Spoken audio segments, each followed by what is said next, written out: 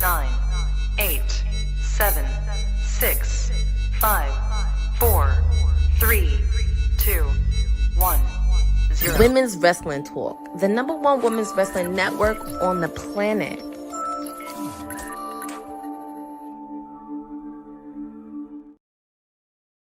It is Wednesday, and you know what that means. It is Timeless Elite Wednesday with your PR princess, your Timeless Elite, Stone Cold Courtney, whatever you want to call me on this Wednesday edition. Started a little late to the party, but I had to make sure my belly was full and I got my food. I'm ready to go because it's a special 3-hour edition of AEW Dynamite and Collision. Obviously, of course, I did watch the beginning of it. We are kicking off with a trios match ahead of Stadium Stampede this weekend. Honestly, in the most universal thing, the Young Bucks and Chris Jericho on the same team, taking on Ricochet, Andrade, who is the New Japan Global Champion, and the new AEW National Champion, Mark Davis. Always a way to start off, and of course, I know I'm late, but I did catch up to speed. I had to make sure I was ready to go. I had to make sure my belly was filled and everything else. And, but I'm happy with all of you. I did see the chat. You guys were active before I came on the show. So I was like, wow, you guys are just kicking off the party. And I love it. Shout out to Jeffrey, Jordan from Canada, Boza being in the chat. You guys just kicked off the chat so well. And I love to see. Obviously, of course, we have that creeped on Callus on commentary, but what else is new? 3 hours, yes. 2 hours of Dynamite, 1 hour of Collision. If you did catch the preview for AEW Dynamite tonight, we do have a stacked card tonight. There's so much happening. I couldn't even begin to tell you, but I'm going to just do a little quick run through since we go, oh, see, look at Jericho, see? That man is close to like 50 years old, and he's still doing moves. You can't deny that, man. That man can do it all. Don't care what he says. And Don Callis, he's shaking in his boots. No, that's good. You guys are talking among yourselves. You're figuring out. Feel free to put in the channel who you guys got winning this trios match. Do you have Jericho and the Young Bucks? Or I'm trying to catch up on the name. It's like Y2 Bucks, or I forget the other name. Or do you want Andrade, Ricochet, and Mark Davis to get the victory? So feel free to put in the chat. Also, Monday on TBS, make sure to catch Foul Play with Anthony Davis. It was on Monday. And Darby Allin and Sting made an appearance, and it looks like they got pranked. I have to see the episode of that because it's nice to see Darby. Well, Sting is an icon. He's a legend. But it's nice to see Darby getting into the mainstream side of AEW because he's been one of the forefronts since the very beginning. So I'm happy Darby is getting a lot of exposure. Not a first rodeo. He did an initiative with Tony Hawk. He's done skateboarding. He attended a Seattle Seahawks game because he lives in Seattle. So make sure to check that out. Please make sure to check out that episode. But if you missed the preview earlier today, we have a stock card. So outside of the trios match, we have an anything goes match between Tommaso Ciampa and Mark Briscoe. We have the AEW Women's Tag Team Champions, Divine Dominion, doing their 5-minute Tag Team Championship Eliminator match. Swerve Strickland makes his return tonight after returning shockingly on last Friday's Ring of Honor. Supercard of Honor. And also with the Ops and Will Ospreay and the Death Riders, it's starting to get a little bit interesting, but we are going to see Shibata take on Will Ospreay one-on-one. Obviously, this Sunday, the Owen Hart Cup tournament for the men and women's kicked off. Will Ospreay will be facing off against Samoa Joe this weekend. So I'm pretty sure Samoa Joe is going to be watching this match very closely. We do have the AEW World Tag Team titles, FTR, taking on the conglomerations, my main squeeze, Freshly Squeezed, and Roderick Strong. Edge and Christian will be looking at this match very, very closely right ahead during the tag team title I Quit Street Fight. And if FTR wins, Edge and Christian have to disband. So I'm pulling for Edge and Christian because I need to see them as a run as tag team champions. We also have the AEW Continental Championship Eliminator match. Kyle O'Reilly taking on Jon Moxley. Kyle O'Reilly has 2 wins under his belt. He knows Jon's number. I mean, hey, anything is possible in the land of wrestling. And of course, we have the ladies in the 8-woman tag match. We got Thunder Rosa teaming up with my gals, the Brawling Birds, and Mina Shirakawa taking on the Triangle of Madness and the forever Ring of Honor Women's Champion Athena. And obviously the main event for Dynamite, Darby Allin, as I call him, Evil Knievel Jr., the Workhorse Champion, taking on Speedball Mike Bailey for the AEW World Title. All this and more is happening. And yes, this is fun. And as I mentioned, we're back live with this trios match. We have Jericho and the Young Bucks, which I can't believe they're on the same team together, taking on Ricochet, Andrade, and Mark Davis. Obviously, of course, you have that creeped on Cal's on commentary, and all of this is happening right before Stadium Stampede. So I guess we're not going to get Anarchy in the Arena unless they're saving Anarchy in the Arena for Forbidden Door or All in Wembley Stadium. I'm in for it. I am in for it. I like to be in the wonders of unknown. I like to be surprised. So I would not be shocked if they saved Anarchy in the Arena for Forbidden Door. But Stadium Stampede, it's always one of the signature matches for AEW. If you did saw it during the pandemic, it was in Jaguar Stadium. And that was a lot of mayhem in that match. Everybody was fighting with each other. And as I mentioned, it was during the pandemic. But we shall see on that. And, oh my goodness. Is Jericho going to do a triple hurricanrana off the top rope? See, don't ever call Jericho an old man. For him to do moves like that. And as a person that is a fan of Chris Jericho, I will defend him, even though there are some things he did messy about, but we'll talk about that later. Do not underestimate this man's work ethic.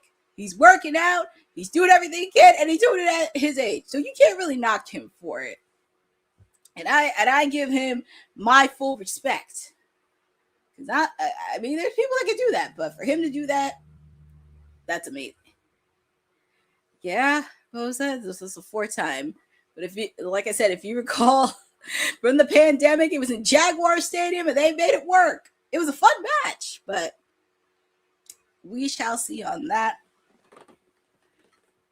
But the Young Bucks, I will say, I do like the Young Bucks uniform, and I do like Jericho's outfit because it's in pink. I do love that.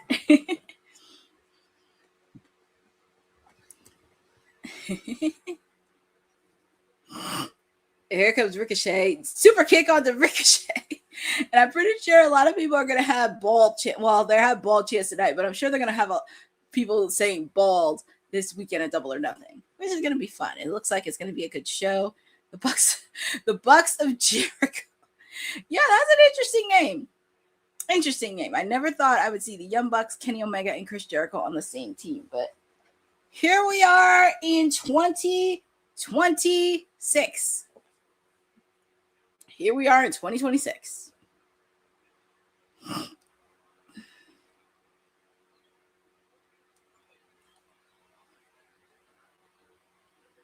It is bedazzle gear. It is bedazzle gear. So Andre, that was a nice move, but encountered. And I think that was Matthew in the ring. No, that was Nicholas.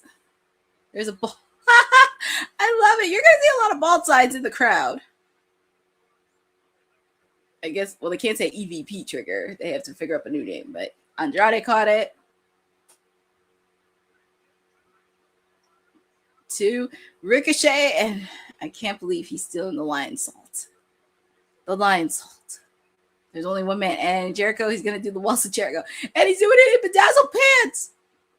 He always is spot on when it comes to fashion. He is very, very, very spot on. If you notice throughout the years of his fashion.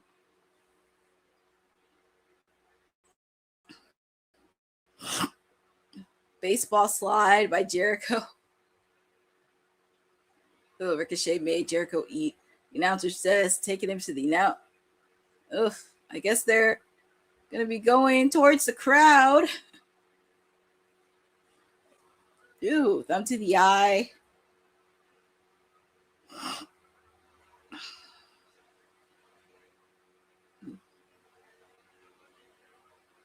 What's he gonna do here?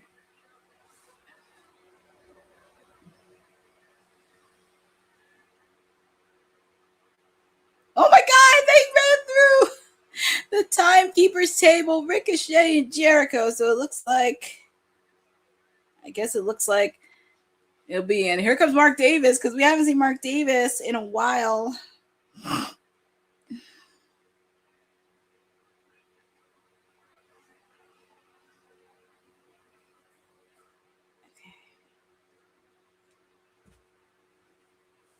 He's broken it. Yep, he's broken in half. And it looks like you can't say EVP trigger.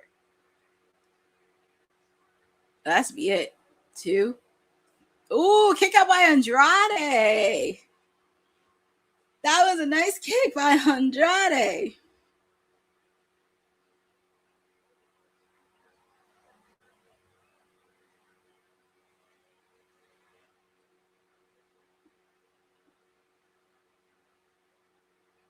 What's they going to do here? It looks like they want to end it.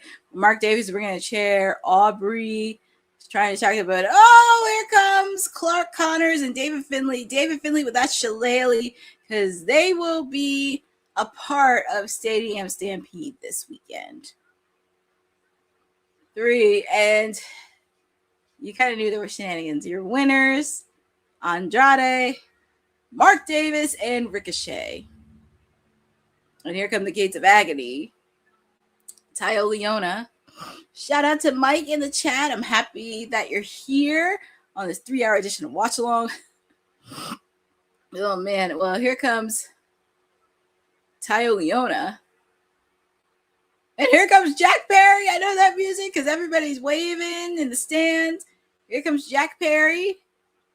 Oh, and Jack Perry brought some onions or oranges.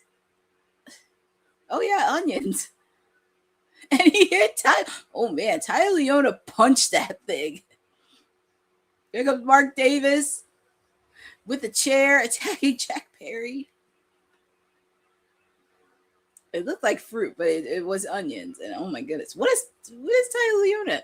And here comes the Hurt Syndicate. Here comes Shelton Benjamin, Bobby Lashley. I'm pretty sure we'll see. Here comes MVP leading the charge. I'm sure MVP is going to be hitting his his cane. It's going to be very interesting on how the interaction is going to look like between MVP and Don Callis. That's what I'm more interested to see. But as you can see, there's a lot of chaos. There's a lot of shenanigans, a lot of mayhem ahead of Stadium Stampede. And you can imagine how interesting it will be.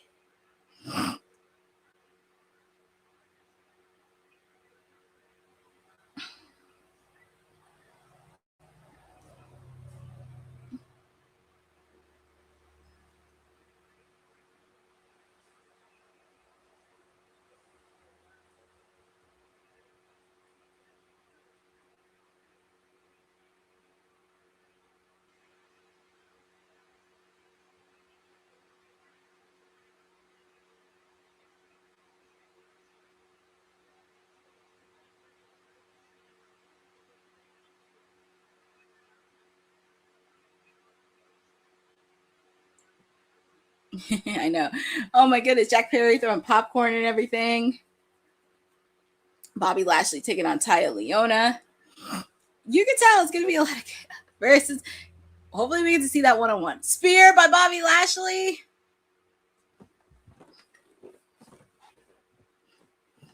MVP with his shades on.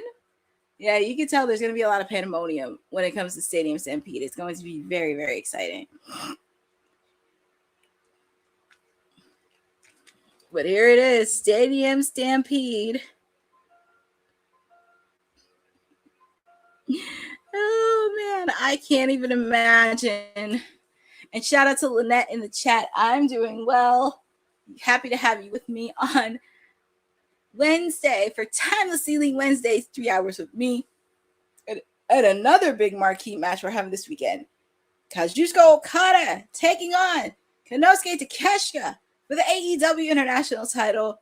And I am going for Takeshita to finally get that belt that he did not get after losing to Kenny Omega. He didn't get a proper rematch. He needs to get it. And I'm waiting. I need nothing against Okada, but I'm not too thrilled about his reign. And I feel like if there's one championship he needs to go for, it should have been the AEW World Heavyweight title. But I'm pulling for Takeshita.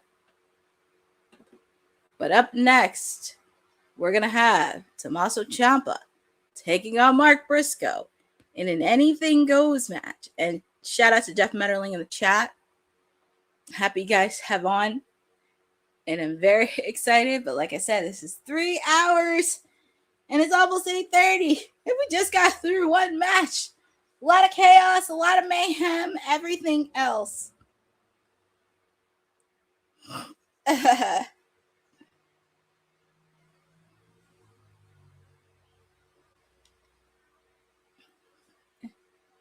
If he says, I'm sorry. I hope he does. I'm sorry. It's just the way Takeshita said, I'm sorry, was priceless. But happy to be with you all.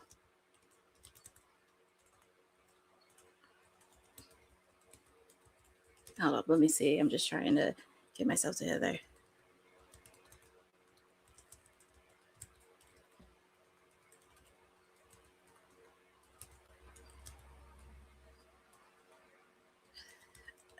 I just want to make sure I'm not missing anything.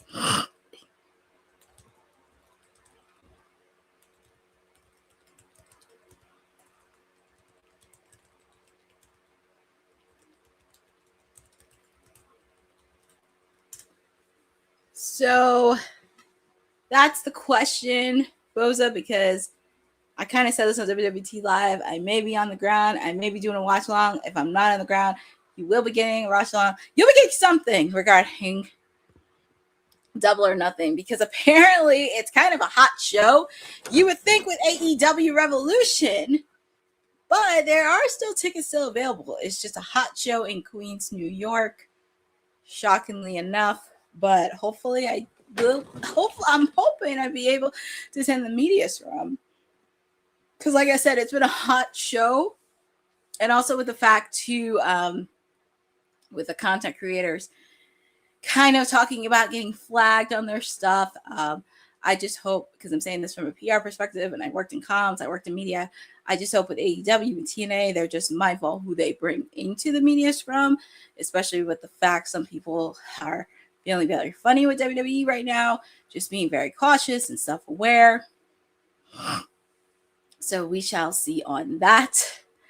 But it's 50-50 for me. Like I said, if I'm on the ground, great. If I'm not, we'll be doing a watch along, which it's okay, because even though I can't do a media scrum for Double or Nothing, my ultimate goal is doing not media scrum, but media work during media week for AEW All In Wembley Stadium. That is my goal.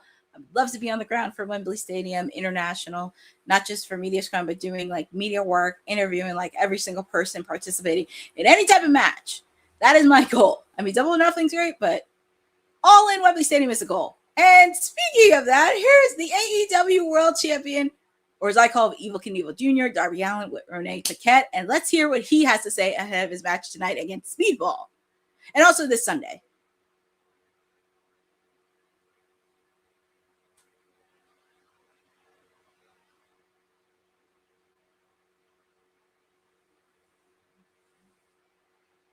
You could say, I know a lot of people whine and complain about Darby and everything else. You can't deny this man is a workhorse champion. You really can't deny that. He's been putting that title since he's won it. And it gives opportunity for people, because if you've seen him face off against like MJF or Kenny Omega or everybody else, it's kind of like they're right there. But I think with Darby, it's kind of like right here, because at least everybody gets opportunity for the AEW title belt. And it also picks them out as future contenders. Not just for the AEW title, but the main event players for AEW. So you can say whatever you want, but Darby Allin's a workhorse champion, whether you like it or not. And he showed up on Collision, which I know he does show up on Collision, but showing up on Collision as champion, that is really awesome. But that man's a fight. Like, listen, everybody has their opinion on it. Darby Allin. Everybody has their opinion on AEW, but it's really hard to say. And people tend to forget about the history that Darby Allin had from day one of AEW. But they're showing the footage from last week regarding AEW Dynamite, where MJF, Darby Allin, they will be meeting with each other this weekend. Hair versus title. I'm not gonna lie, as much as I would love to see Darby Allin hold for a month, I would be okay if he held it over until Forbidden Door. Because I want Darby to win only because I want to see MJF get his head shaved bald. Sounds a little selfish, but I want to see him get bald. Because that is hilarious.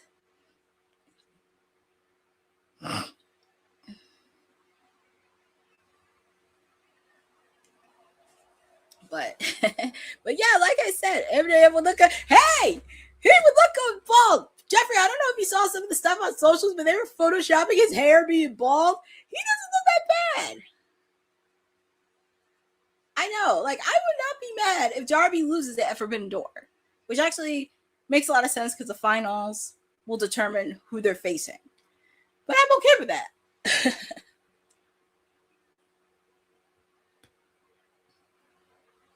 Yeah, I'm looking at the chat. I'm looking like all of you because you guys are very... I want Darby to keep it this weekend.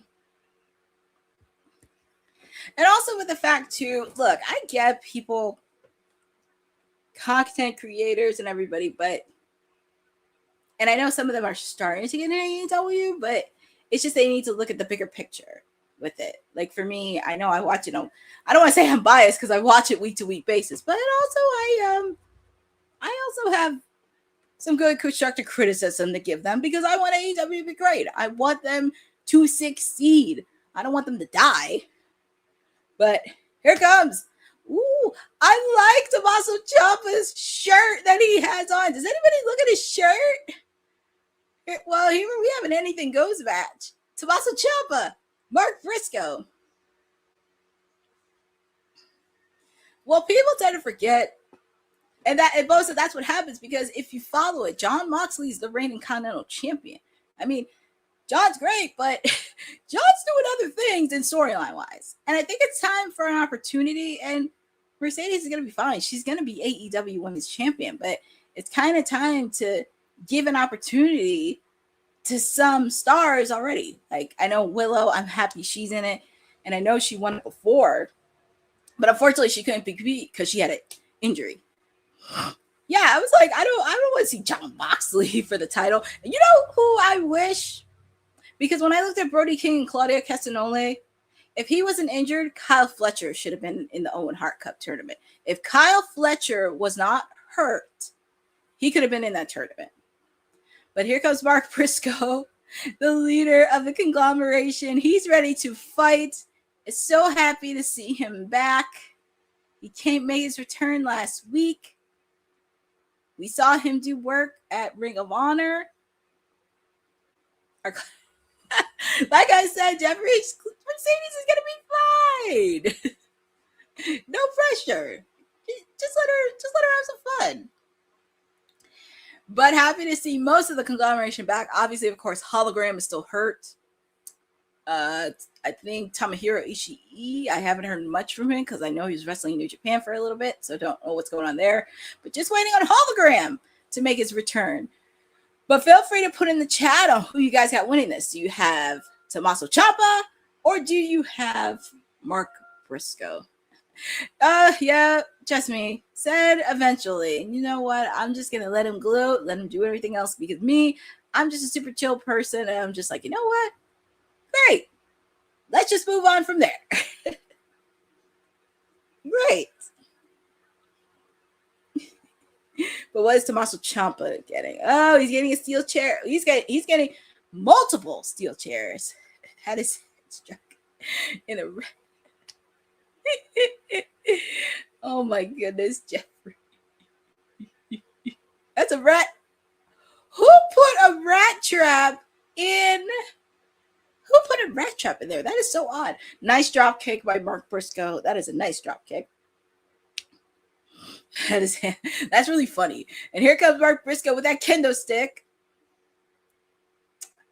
You know, I like Mark Briscoe.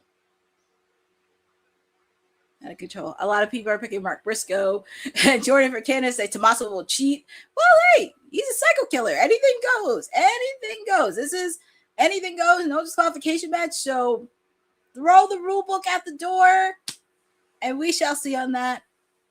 And honestly, this is not the only time we're going to see the conglomeration. Later on tonight, my main squeeze, freshly squeezed Orange Cassidy and Roderick Strong will be taking on FTR for the AEW tag team titles right before their big match against Edge and Christian in an I Quit Street Fight. We're going to see FTR defend those belts. I don't know about that, Jeffrey, because that's not going to happen, because he can try to do CEO Wednesdays, even though he doesn't have Mondays.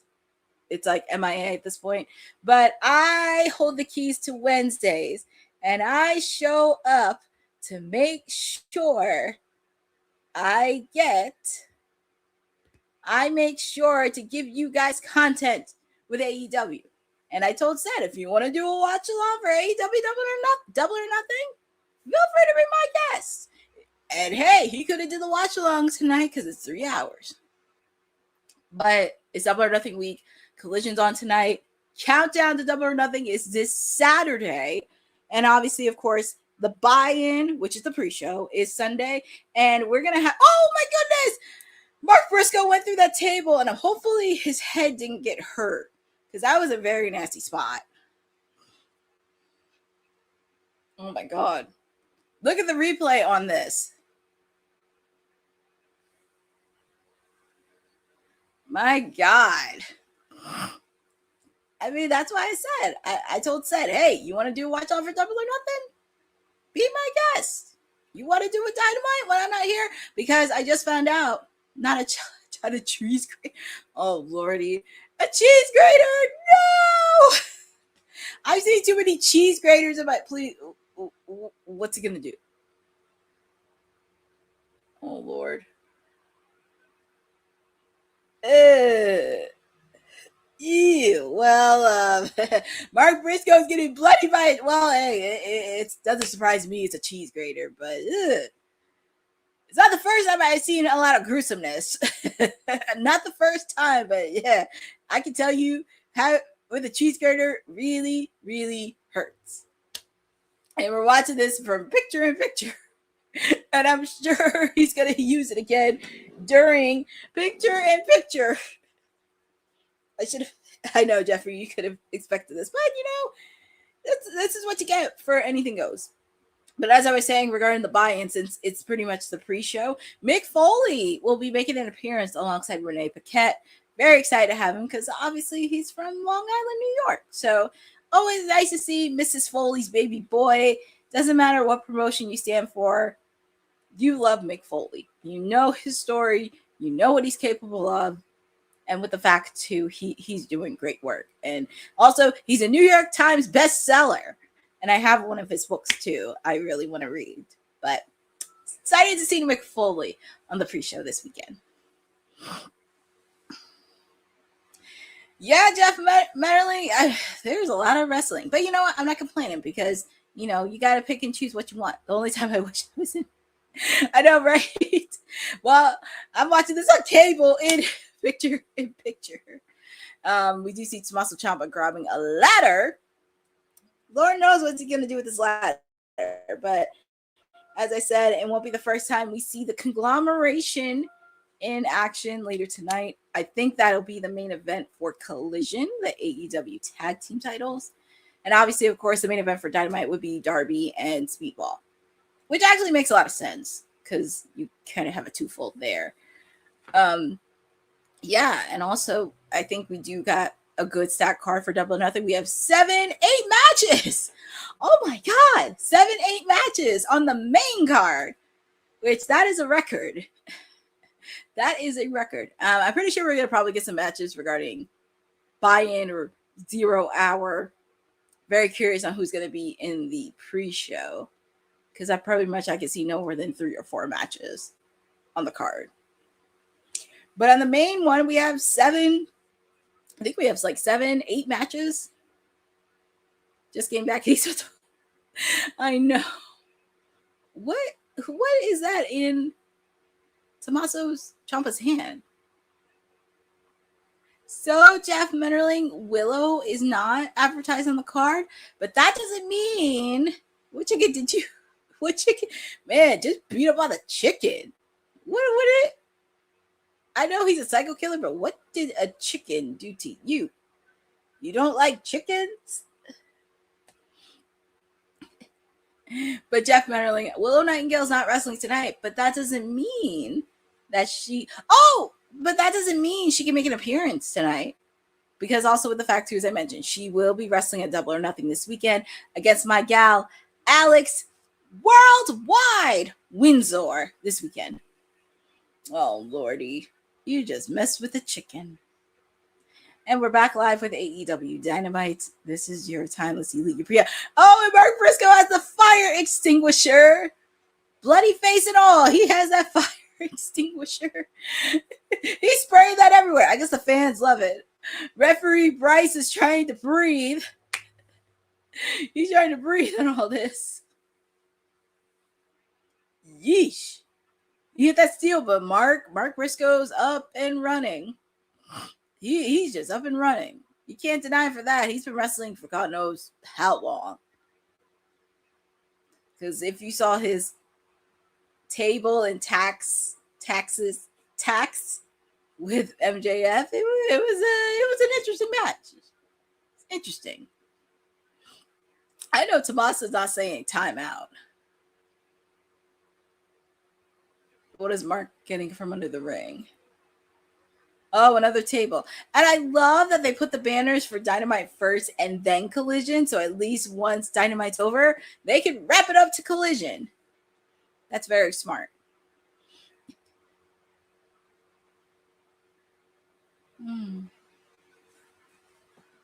But I'm happy to be with all of you because we're almost at the night. We're almost wrapping up hour number 1.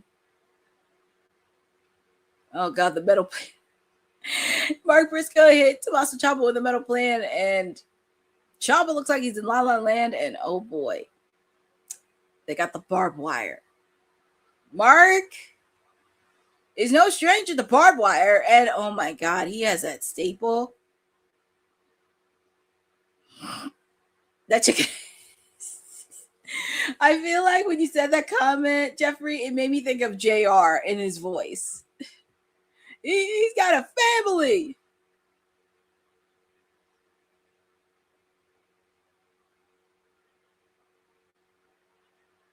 The chicken.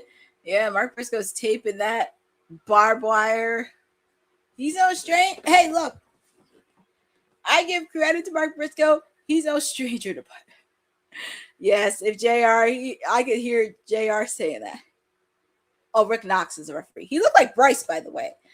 But it looks like Ciampa is making Mark Briscoe eat some barbed wire. I'm surprised they didn't use a staple gun on each other. It's not the first time I've seen people use staple guns on one another. But what's Ciampa gonna do here? What's he gonna do here? He stapled Mark Briscoe's head. I know that has to hurt flesh. Lost their nose. Oh no, staple. Well, it's not the first time I see anybody staple. I don't think Jeffrey. I'm hoping Mark doesn't have to be back on the entry list. I hope not either, because he just came back. I don't need him back on the injured list.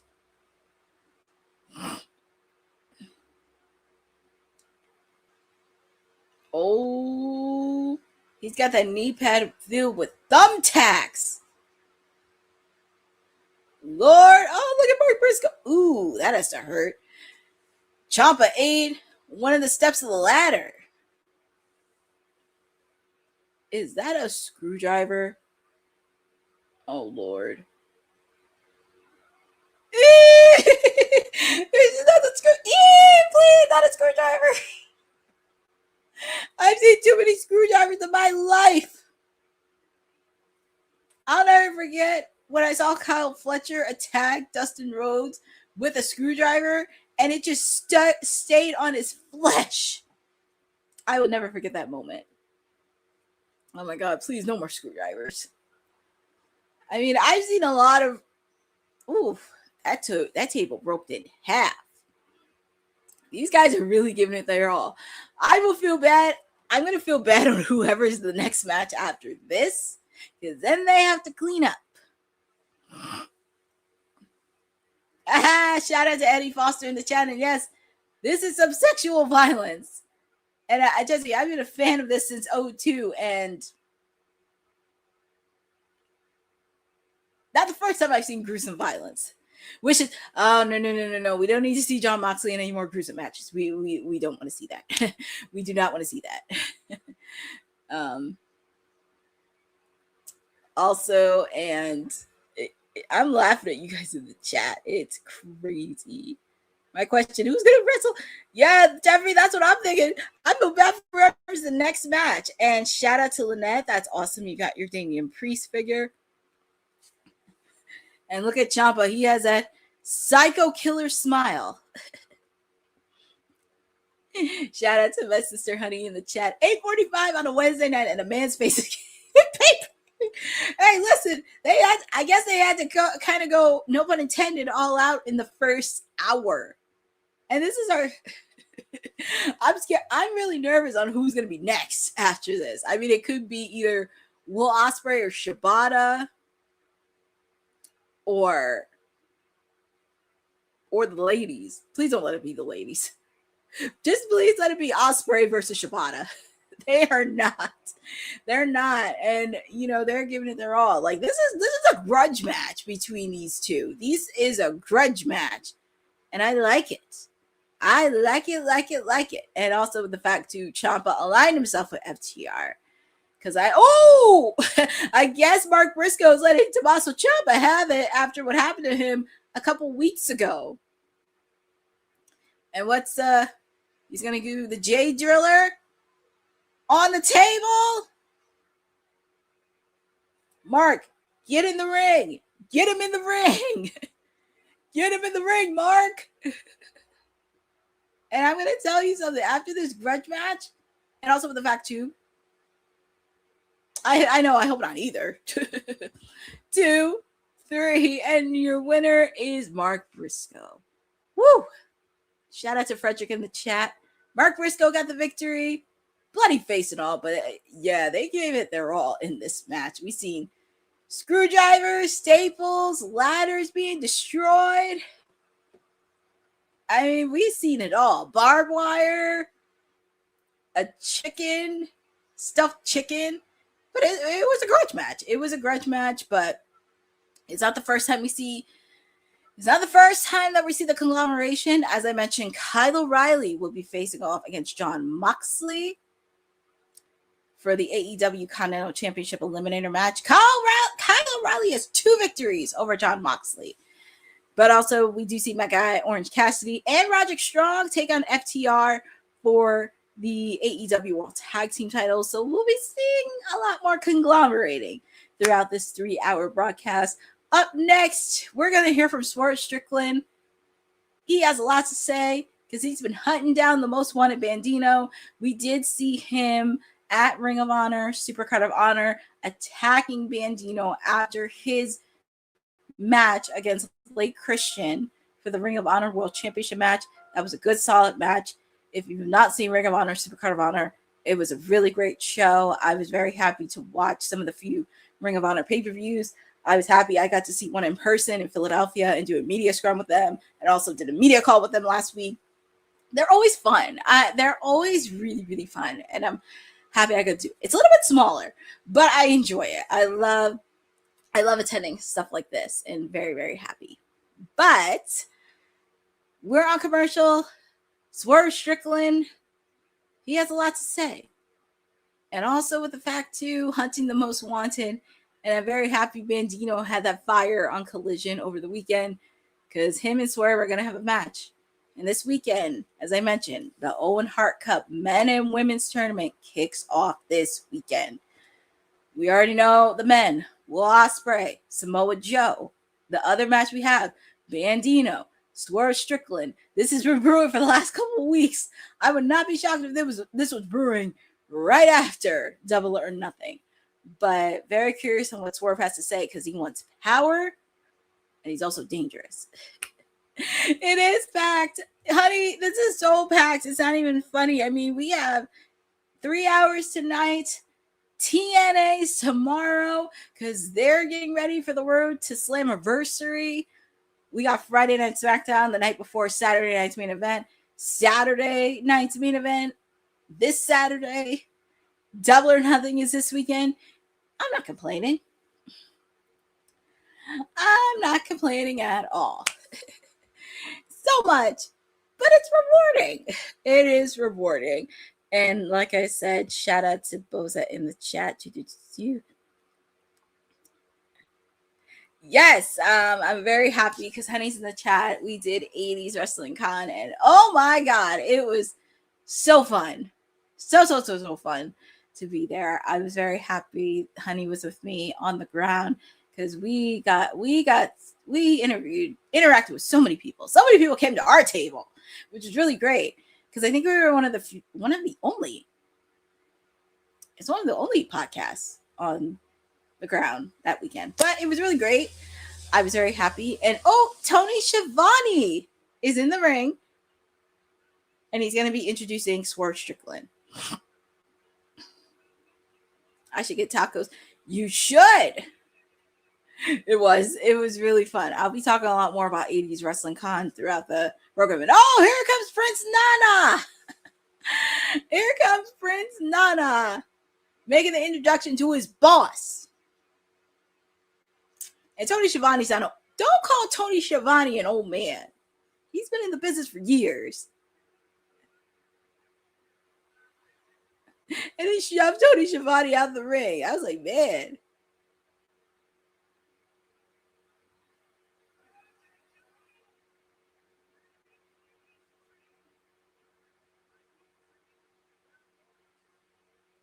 That's his boss. But I kind of like it when he's evil Nana. It's pretty funny. I like it when he's evil Nana. It's pretty funny to watch.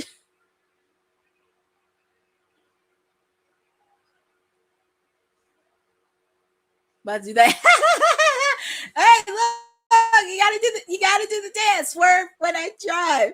You gotta do that dance. But here comes Swerve Strickland, as I mentioned. He's gonna be facing off against Bandito this weekend. He's looking forward to the most wanted. And I'm gonna say this. And I just said Bandito's name.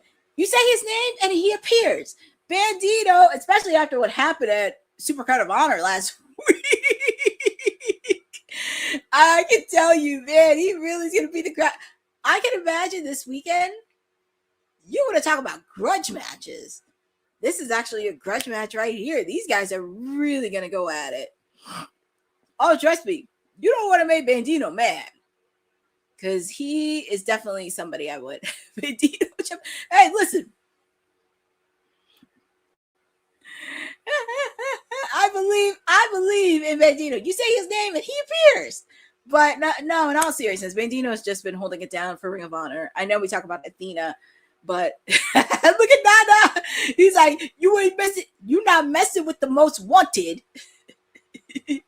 DDT, but Swerve had to get him on the knee. And it's going to be very interesting because I don't know if Bandito's going to be at 100% at Ring of Honor. And I will say this because I've been saying for the last couple months, I've been saying this for the last year. Will Ospreay is going to be AEW World Champion. at Wembley Stadium. I would not be shocked if him and Swerve met in the next round. I would not be shocked if they did meet. No, I don't think he wants that Ring of Honor world title belt. Like this goes beyond the Ring of Honor world title belt because Swerve has a purpose. He wants Bandito for something. This is more than just for the Ring of Honor world title.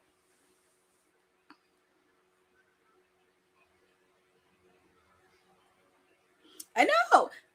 See, Bandito knows his footwear. You gotta give the most wanted. Look at the strength of Bandito. Look at that strength.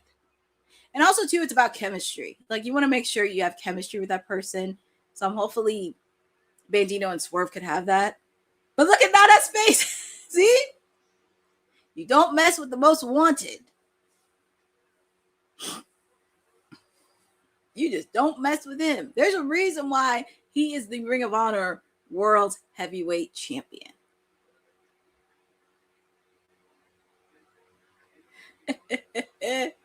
Ooh, look at Swerve. Swerve through that German Bandito, but look at Bandito. It's going to be pretty even between these two. I feel like it's probably one of the matches of the night. I feel like this could be one of the matches of the night. Because there's so much bad blood. There's so much grudge. And you could see it. And also, you want to make sure you have chemistry with that person. You want to make sure you have good chemistry with them. And it's kind of two to tango. And I love that Swerve is working with Bandito because Bandito is a fan favorite that people start to love. He starts to respect. Yeah, they're talking about Double. I mean, this is really going to be a good Double or Nothing this weekend in Queens, New York. Obviously, they're showing the bracket for the men's side. Samoa Joe taking on Will Ospreay. Swerve and Bandito this weekend. We have Mark Davis taking on Jungle Jack Perry. Claudio Castagnoli taking on Brody King.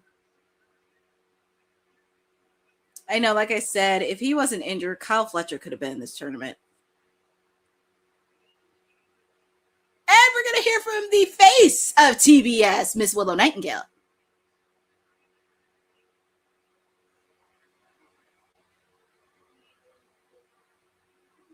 And plus, she does have a match against my gal Alex Windsor, and she did win the Owen Hart Cup, but unfortunately, she got injured.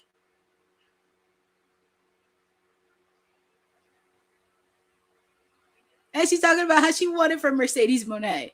I feel like if anybody could break Mercedes' record, it has to be her. It's got to be her.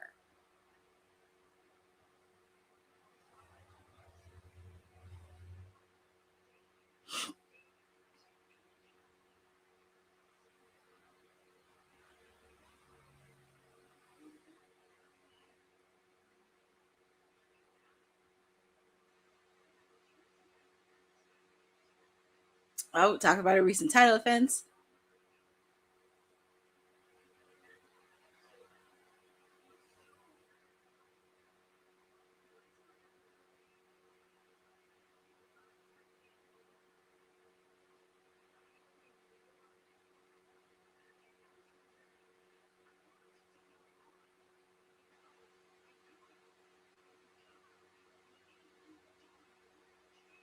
And that should be the goal.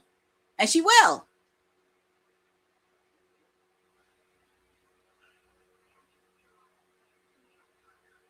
Oh, she got to withdraw? Oh, no. She has to vacate the TBS title. That really sucks. She just won it, and she has to withdraw it. So,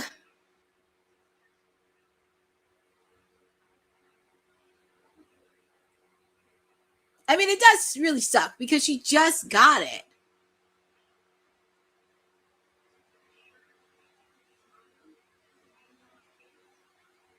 Very curious who's going to be the next face of TBS. I have a feeling they're probably. I know she has to give up her title. And curious, who is Alex Windsor going to face?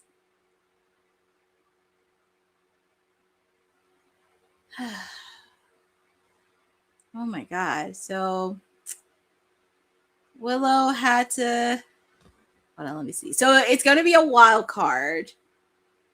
I know. I'm upset too. I was very excited to see Willow versus Alex, and Willow was the face of TBS, but now it's like, it's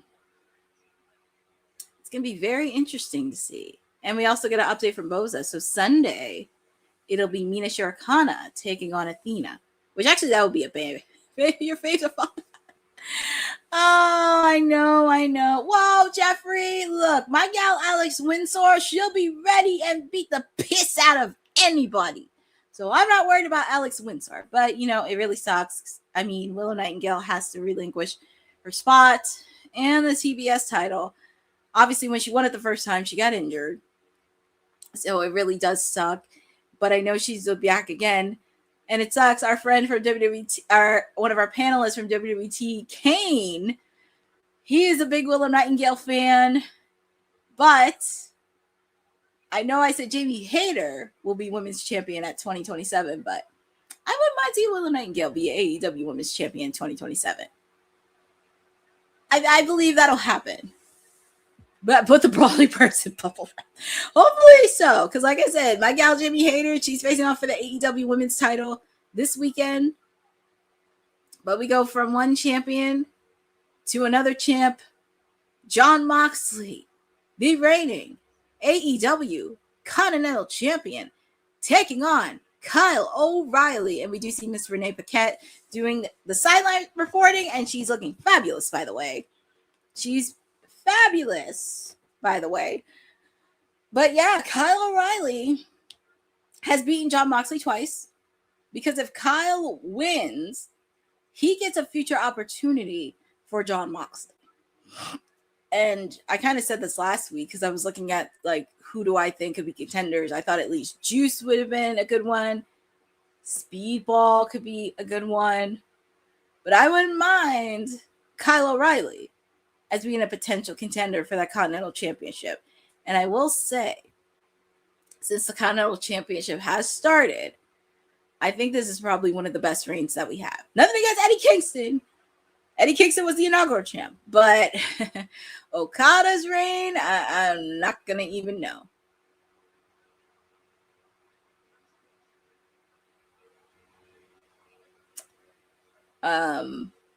But yeah.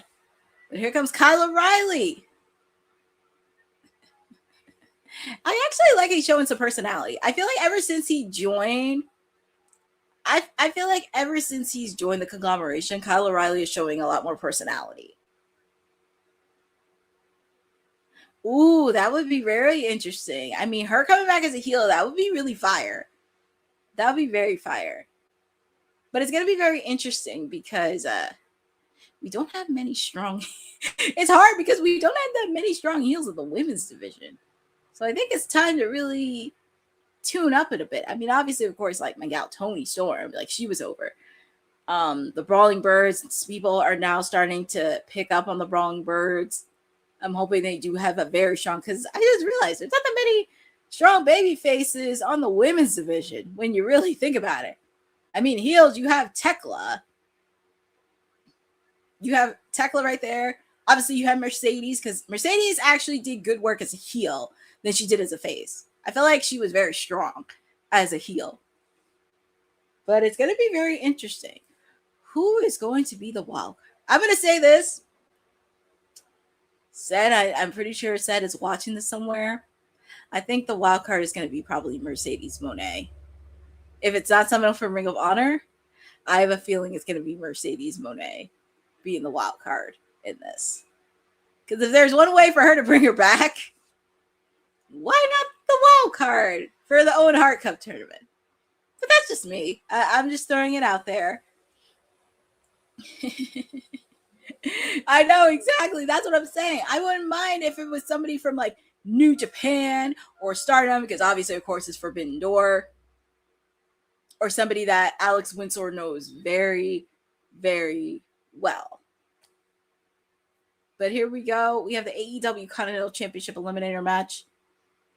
Jon Moxley, Kyle O'Reilly, one-on-one.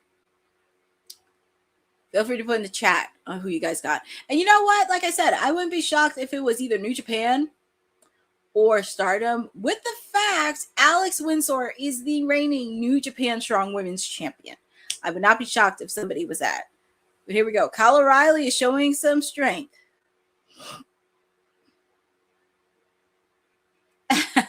I'll find it.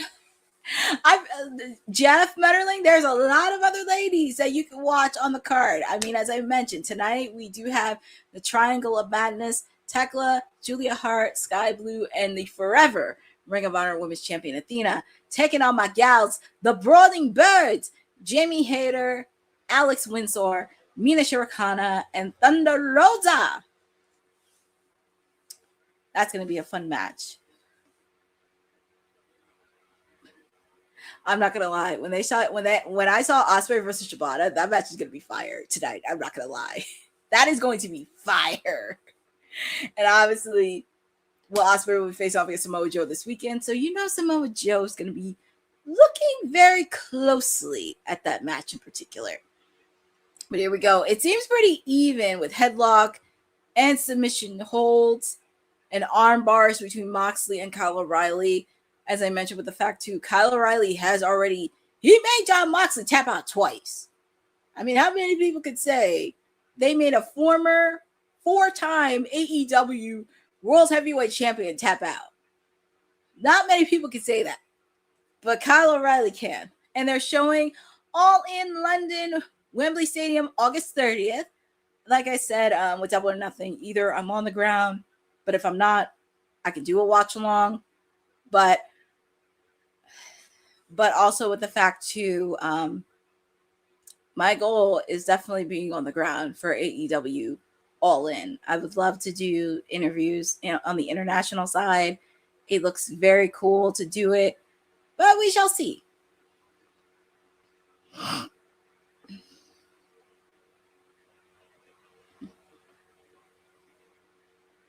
Go with Jeff Metterling. You go with Kyle O'Reilly with the win. I would like to see Kyle O'Reilly get a victory. I know John, this is probably one of the best reigns of the Continental Championship because it has a purpose. And I'm happy a guy like John is there to do it because he is the ace of AEW. He has blood, sweat, and tears, which is very interesting because he tried to be a face, but he's with the Death Riders that are heel. And if you saw that promo that the Death Riders did, it's Death Riders versus the world. So they're going up against they're going to be predicting. It's pretty much, I can tell you, John is a guy that will really want to destroy your fingers.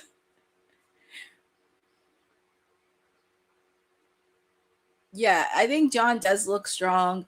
He's held that Continental Championship since he won it. And I think he is giving opportunities because he's telling people, hey, show me what you got. Show me what you can do. He's kind of pointing out who is going to be the future stars of AEW. Who's going to have that opportunity to take it to the next level? If he retires, Jericho, Kenny, Young Bucks, when they all retire, who is going to step up to the plate? So, but it's definitely a good match. Kyle O'Reilly is showing some offense, but I love that he's serious. But as I mentioned, since he joined the conglomeration, he's definitely had a personality, and I love that for him. He just fits right in.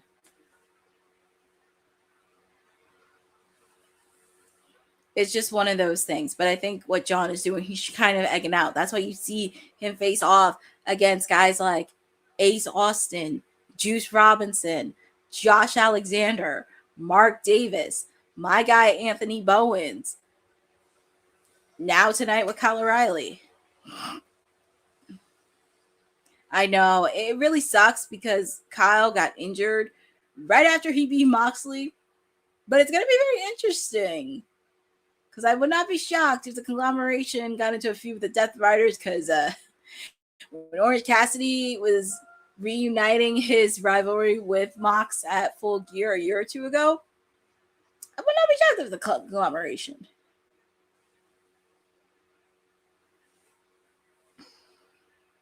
But I feel like these guys are going to have a slobber knocker with each other. But as I mentioned, if oh yeah, I do it. And like I said, you know what? If it's not Mercedes, I just thought of somebody else that could be a wild card. And I don't know why it did not dawn on me. Marina Shafir. If it's not Mercedes, I could see Marina Shafir being a wild card. Because I know I said Alex Windsor needs to stay far, far away from the Death Riders, but at least make it make sense. So if it's not Mercedes, I could see Marina Shafir being a wild card in this. And that would not work. And that would work. Ugh.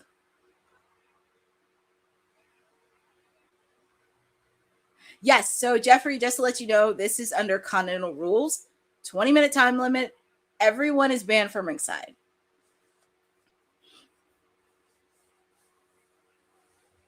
Yeah, I wasn't even thinking that too. I was thinking like not Mercedes, but I was thinking Marina Shafir because I'm like, wait, she needs to be in it. Especially with the fact too, her and Alex already met before at Dynasty 0 Hour for the New Japan Strong Women's Championship. So I know people said Mercedes, but I'm going to take Marina Shafir.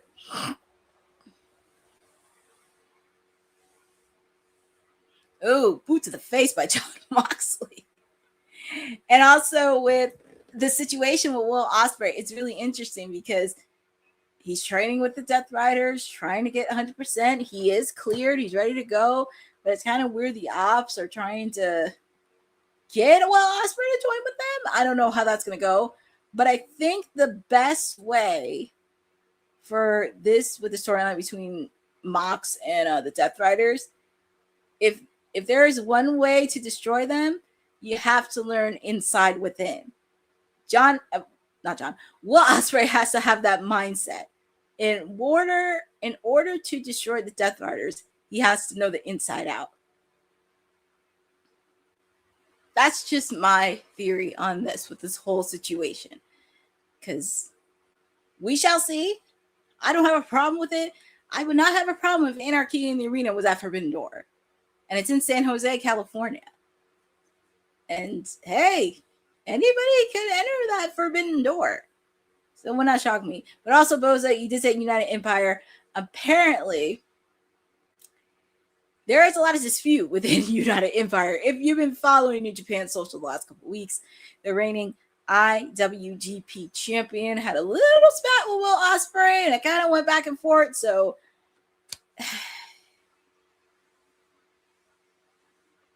Will Ospreay, yes, he's getting his. So it's like he has to get in that mindset. I'm very curious, Boza, on how they're gonna do this. Especially with the fact they may, you know what, they may do a similar route they did with Kyle Fletcher on doing a Casino Gauntlet match. I don't think it's gonna go to Mercedes. Mercedes needs to be AEW Women's Champion, like ASAP. She needs to be AEW Women's Champion. Now for the TBS one. For the TBS, they may, like I said, they may go the similar route they did when Kyle Fletcher got injured and just do a Casino Gauntlet. Which I would not be shocked if it did happen during Double or Nothing. And you have 3 women's matches. Which that would be a first if they have 3 women's matches on the match card. That would be insane. But it would be pretty interesting. Because like I said, they could go the same route with Kyle Fletcher when Kyle got hurt. But it's going to be interesting on who's going to be the new face of TBS. Because Willow was doing a great job being the face of TBS. She was doing such a great job. And it sucks it would happen to her. Yes, it's definitely something to think about. And also, hold up, let me.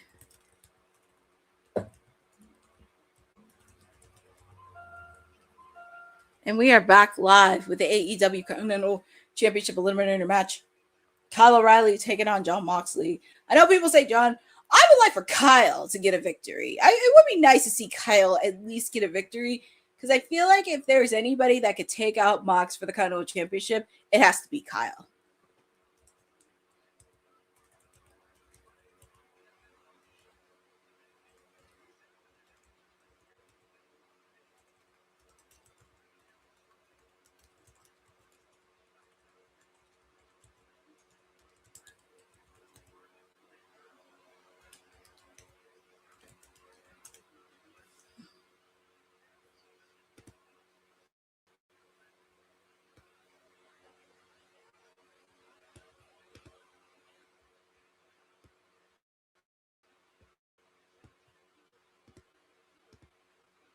I know, Jeffrey. I know, but like I said, I think if they're gonna do a state battle, it'll probably be a casino gauntlet match, the same way they did with Kyle Fletcher. It just sucks. Oh yes, Jeffrey. Mercedes will be AEW Women's Champion. She has to be. Has to be.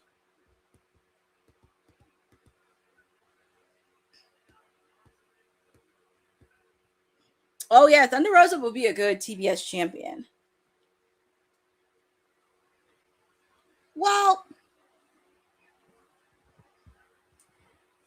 Well, I don't know, because it's funny. We talked about this during WWT Live, and Boss Lady did have a point, because it's like, for Athena, I don't want nobody to like give it away. And plus, they've been teasing Billy Starks and Athena for God knows how long, and we saw Thunder Rosa face off against Athena because I thought Thunder was going to be the one to do it, but she did have a point where I wouldn't mind seeing Red Velvet be double champion. I would not mind seeing Red Velvet hold 2 belts in Ring of Honor, because that would be very cool to watch. But there are so many people you can make TBS champion. I mean, there's Thunder Rosa. Ooh, nice save by Kyle O'Reilly. Double kick by John. Double kick again. Ooh, both men are down, lying on the floor. I know, the house shows. And it's crazy. They had their first live house show in Australia. I'm very curious on how the reception was, because it looks really fun for the house show in Australia. It looks really, really fun. Well, and also the one thing I will say, didn't even acknowledge the milestones about Athena, because she surpassed like 1,200 days. I didn't like that they didn't put enough attention or like give it care.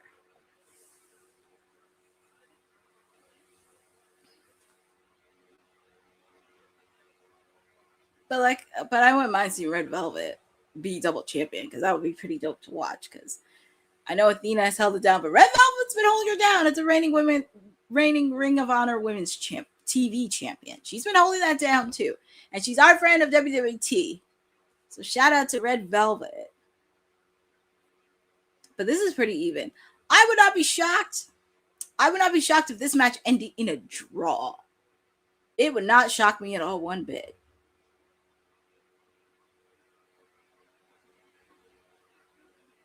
What's up? Oh, he's biting Kyle's head.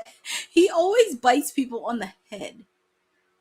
And it's hard to believe we're in the second hour and it's almost 9:30. John, I think John's having a little bit too much fun. Scratching Kyle O'Reilly's back.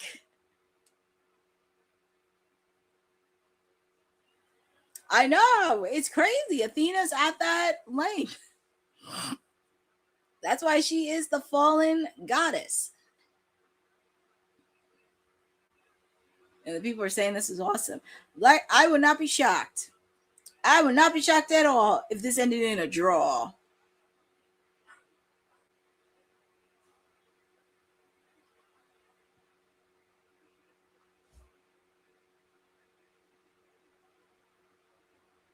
You love her. Oh, Jeffrey, I'm sure you do. Well.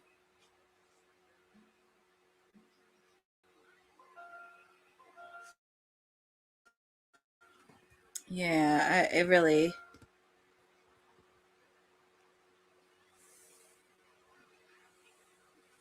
Oh, boy.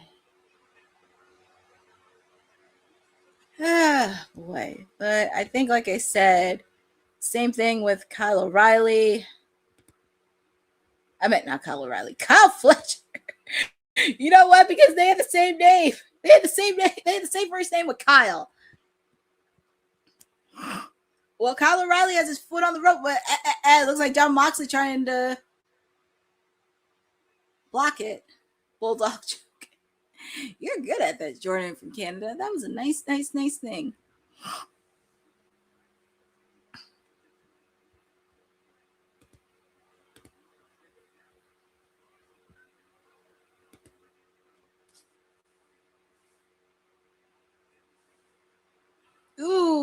Kyle with that arm. It looks like Jon Moxley, he's looking a little bit on that elbow. Yeesh. Is Kyle going to get a pinfall victory? Because remember, he has to get a pinfall or submission. Because when time expires, the winner is Jon Moxley.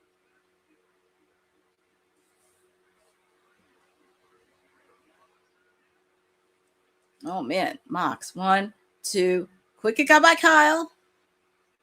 And yes, he is. Kyle O'Reilly's definitely an exciting performer. Jon Moxley's trying to beat the crap out of Kyle, but Kyle, and he's putting him on that submission hold. Is he gonna put the submission hold he did at Full Gear?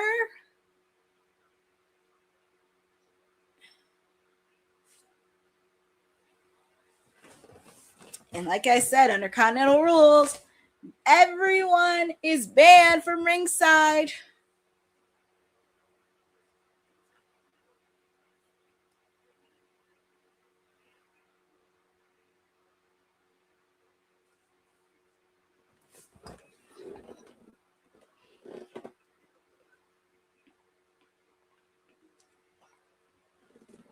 Oh, let's see, Kyle O'Reilly. What's he going to do here? He's going to put the same submission hold, but John is blocking it. I want to know how many minutes. I know it has to be that close to 20 minutes because we're almost at 9:30. It has to be that close or they're halfway through.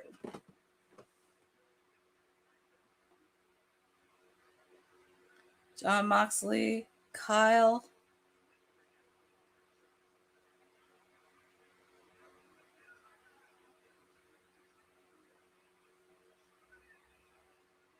Jon Moxley, he just got up. 1 minute left. Oh my God, Jeffrey. Thank you for that. Like I said, I would not be shocked if this ended in a draw. But these guys are going. I think they're going to let this story play out a little bit longer. Oh, Box was going to stop, but Kyle, what's Kyle going to do here? Kyle's got him in a submission hold. Is Jon Moxley going to tap? And the fans are saying, tap, tap, tap, tap, tap, tap. It's the same submission hold he got him on the Full Gear. Is he going? Damn, if he taps out for number 3. Look at Box. I'm laughing at Box's face. Man, if he taps out again, what are we doing? Is he going to really tap? Is he going to tap? They should just have him pass out. Kyle O'Reilly's put that submission hold in. And I did say Jon Moxley will be kicked out by the Death Riders before the end of this year. That's my bold prediction.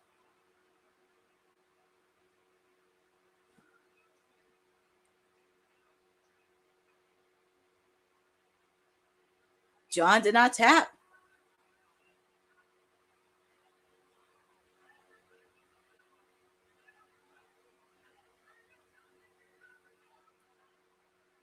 Ooh, what's Kyle gonna say? Shh.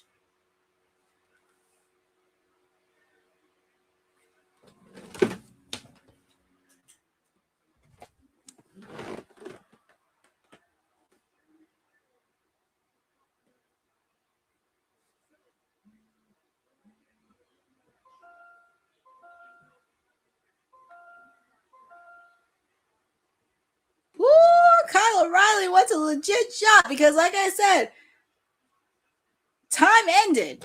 So there's no winner and there's no loser. And they did and you know what's funny? They did the same thing between Takeshita and Mox. Kyle O'Reilly wants that championship. If I was John, I mean, look, I know Mox and the Death Riders, they're a unit together. They do everything, but there are just some guys I would not want to interested. And we see Hikaru Shida and Chris Statlander, who will be part of the Fatal 4-Way match this weekend.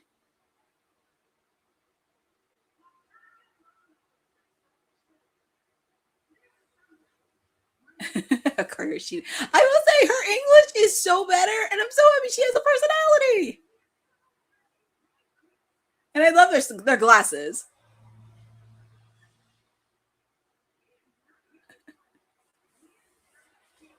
And they're still partners. Chris Sadler is like, yeah, we're not partners.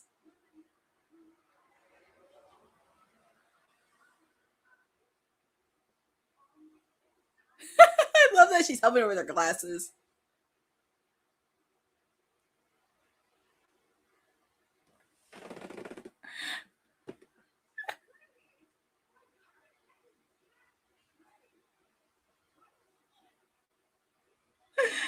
Oh my God, Hikaru Shida. She is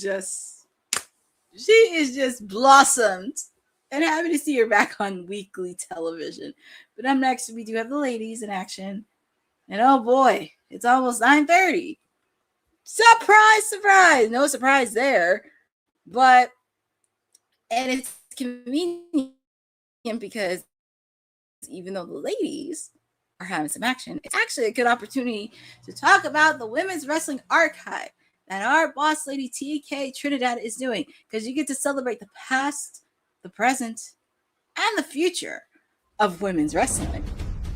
Women's wrestling didn't just show up yesterday in glitter boots. We've been here the entire time, body slamming through history. The Women's Wrestling Archive launches 2026, and it's going to pave the way for all women's wrestling. Because if we don't document it, a man might think he did it first. This has been a passion project for a very long time. Head over to the womenswrestlingarchive.com to donate 1, 5, or whatever you can. It all goes a long way. Let's give these women the spotlight that they've always deserved. Her story belongs in history. Help us preserve it today. Join us at womenswrestlingarchive.com. Support the archive. Support women's wrestling. Donate today.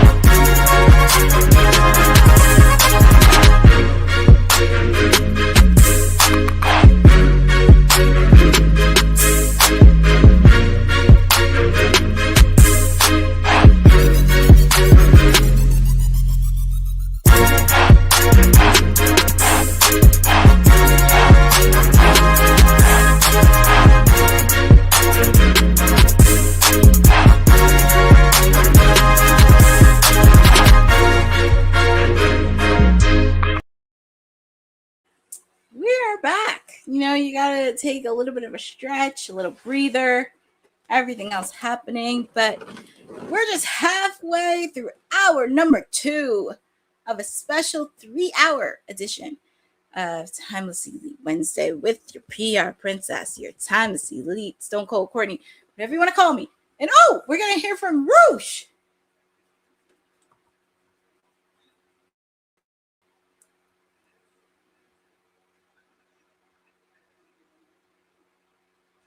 Oh, he wants a shot at the AEW World Title.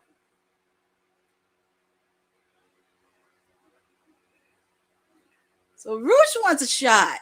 You get the horns.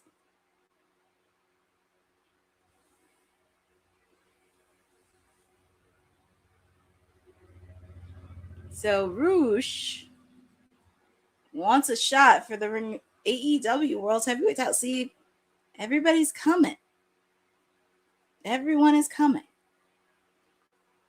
And here comes the forever Ring of Honor Women's Champion. Honey, I was going to say that. It's the forever Ring of Honor Women's Champion, Athena. And I do have to give props to her and all the ladies that participated.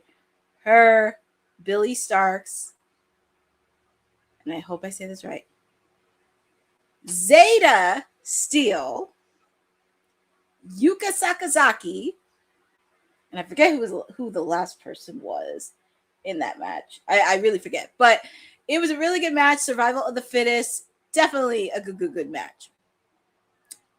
And we have the Triangle of Madness, led by the reigning and defending AEW Women's Champion, the Toxic Spider, Tekla, because she is bringing a lot of toxicity into the AEW Women's division.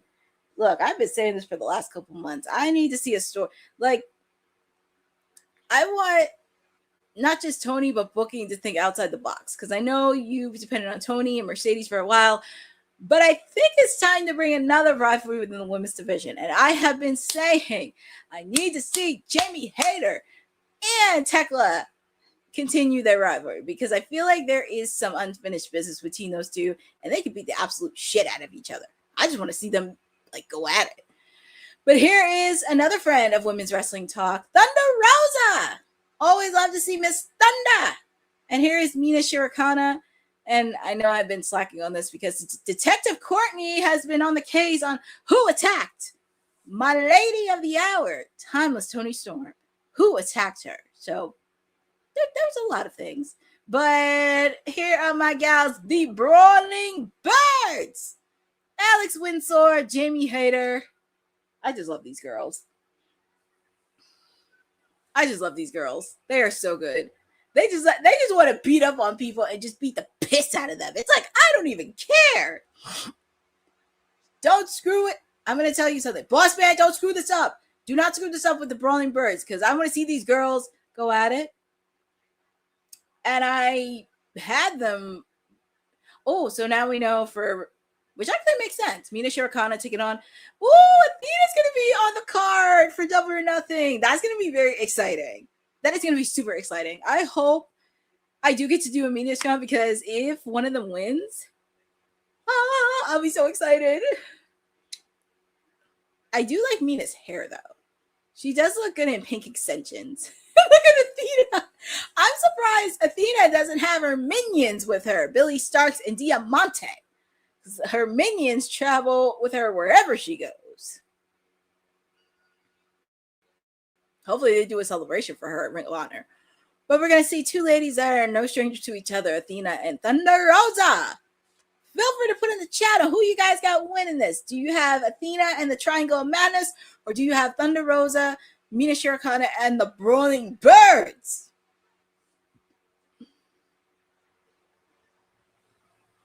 And I did find out, I know, they're going to be making a trip to California.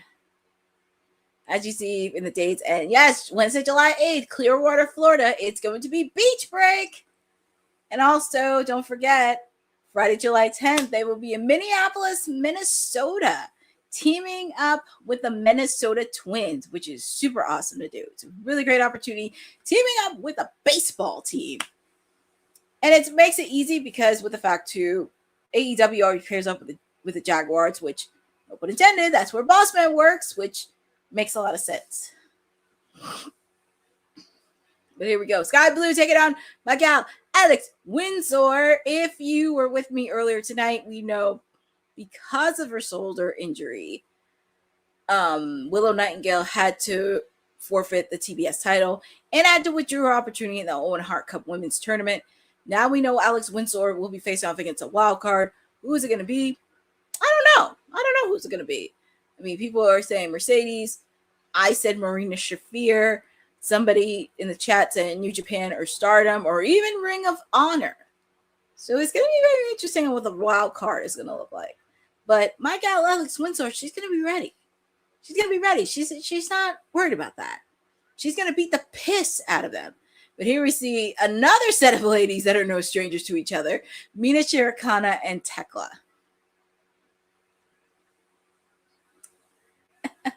I feel like they're so even, Mina and Tekla, since they know each other so well. And also sending congratulations to Stardom because they are forming a strategic partnership with MLW, which is awesome to see. I did want to put this out that regarding Double or Nothing. Next Wednesday, AEW Dynamite will be in Philadelphia. Now, very rarely, I don't do a timeless Elite Wednesdays, but if I don't, you know where I will be, because I can't pass up on any wrestling shows that come to either Jersey or Philadelphia. Like, that's a no-no. So after Double or Nothing, they will be in Philadelphia next Wednesday. I'm still waiting to hear back. It's a possibility I may be attending the show. So hopefully we do get some answers on that. And it's always a good feeling attending shows in the city of brotherly love. But I'm watching this on picture-in-picture. Seems like Tekla and Mina are still going at it with each other. Oh, that's going to be a fun match. Mina, Shirakawa, and Athena. I had the chance to watch it at Ring of Honor Death Before Dishonor in Philly last summer. It was a really good match between them, and they closed out the show. It was so great and just so happy to see.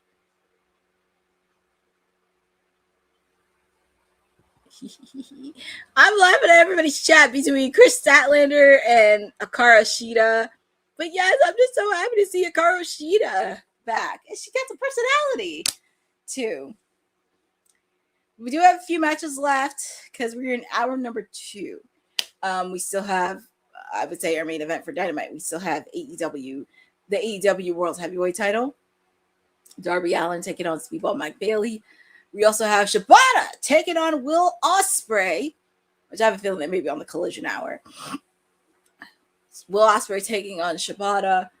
Obviously, we're going to have the AEW tag team titles. And we still have the appearance by conglomeration.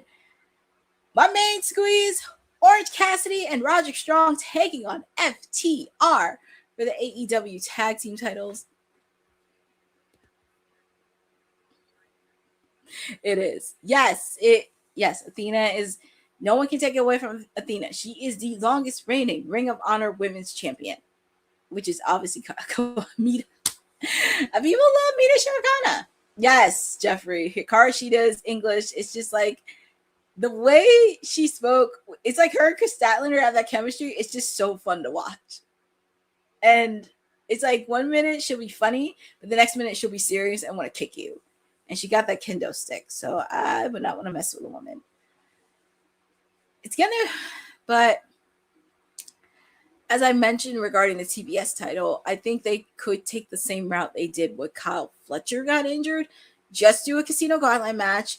Get everybody not from AEW, your partners, CMLL, Stardom, New Japan. Right, Chris? They just have so much chemistry, Chris Statlander and Hikaru Shida. It's like, so much. But we're back live with AEW Dynamite. We have the ladies in action. We have the Triangle of Madness, Sky Blue, Julia Hart, and the reigning AEW Women's Champion Tekla, alongside the forever Ring of Honor Women's Champion Athena, taking on Thunder Rosa. Oh God, my brain is so dead. Thunder Rosa, Mina Shirakawa, and my gals, the Brawling Birds. I don't know why my brain was so dead. It's been a long week. It's been a very long week. But we see the forever Ring of Honor Women's Champion. Quick roll up. Quick kick out by Mina. And I have to say, she is the forever. You have to say it. You have to say it to her when you're in person. It's the forever Ring of Honor Women's Champion. And that's what she's doing. Yes, Jeffrey. Happy to see our friend of WWE, Thunder Rosa, back in action. And trying to get back a title, she did not lose. And also, I think it's interesting because it's time to... I know we do have some strong... I know we have a few good, solid heels. Obviously, of course, the Divine Dominions, the Triangle of Madness, and Athena. But we need to build out some stronger baby faces, especially with the fact one of your biggest baby faces is going to be on the shelf for a bit with Willow Nightingale. But I think they could do that. Because I don't know why. Thunder, I always see Thunder more as a heel than a face. But I wouldn't mind if she was a face. It's just you got to build her up on that character. There's Thunder. And also with the fact too, my gals, the Brawling Birds, I see them more as tweeners because they don't care who they face off against. They just want to beat the piss out of them. They just want to beat the absolute piss out of them. Nice backbreaker by Jamie Hayter onto Tekla. Ooh, that was a nice move that Julia Hart did. She's really gotten better since she came back from injury. Alex Windsor. Athena and Alex Windsor know each other very well. And they had a really good match on Collision for the Ring of Honor Women's Championship. It was a good match. Here we see Mina and Athena. These two ladies will be going at it this Sunday on Collision.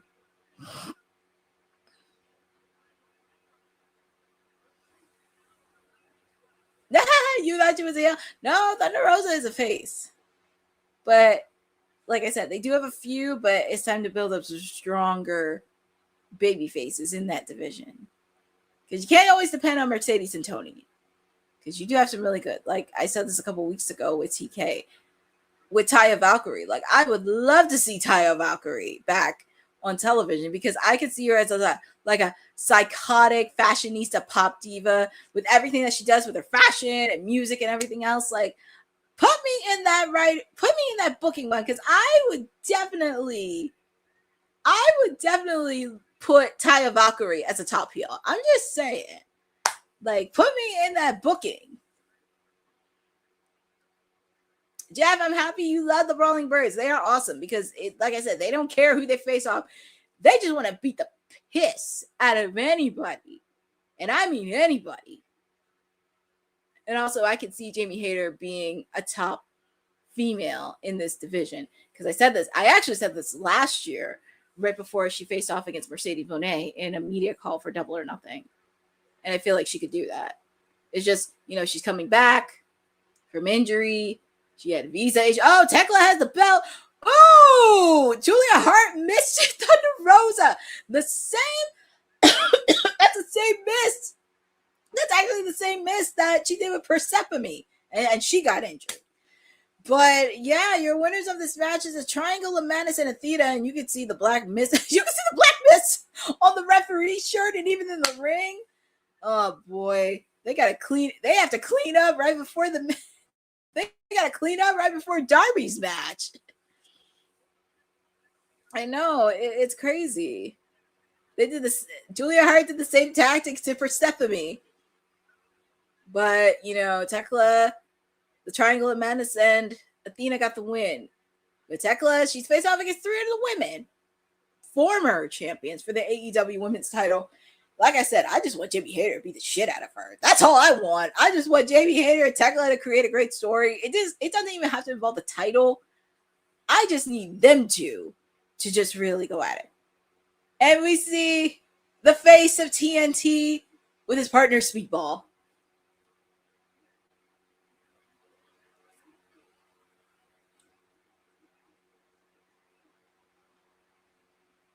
I'm just going to say it on here, and Honey's in the chat.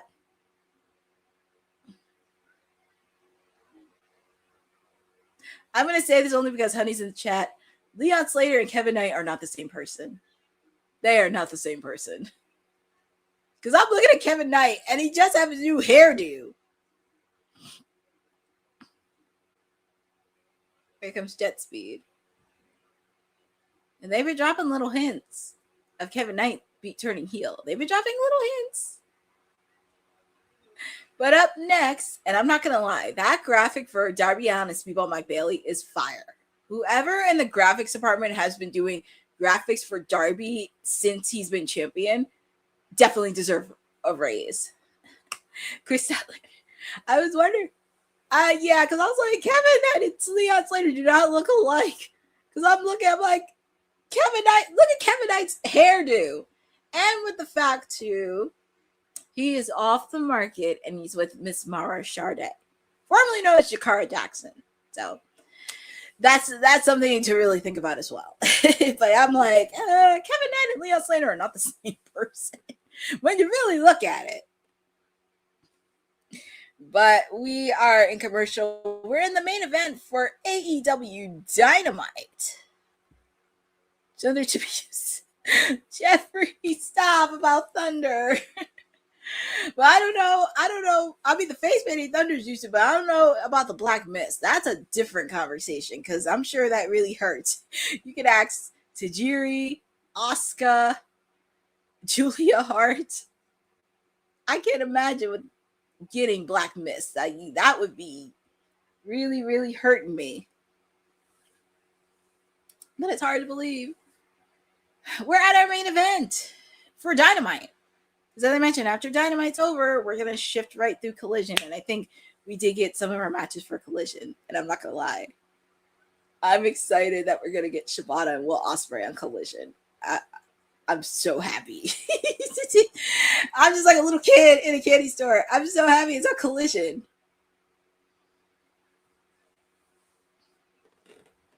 I know, it flew by so fast.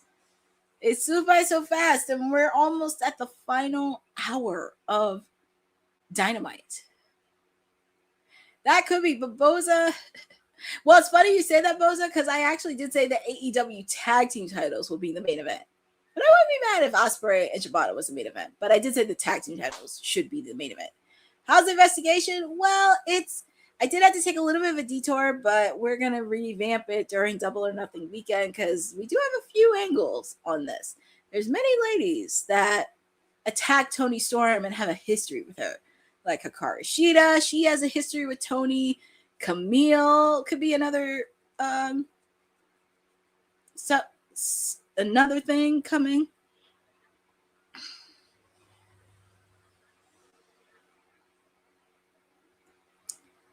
Yeah, Boza, we were talking about it on Monday.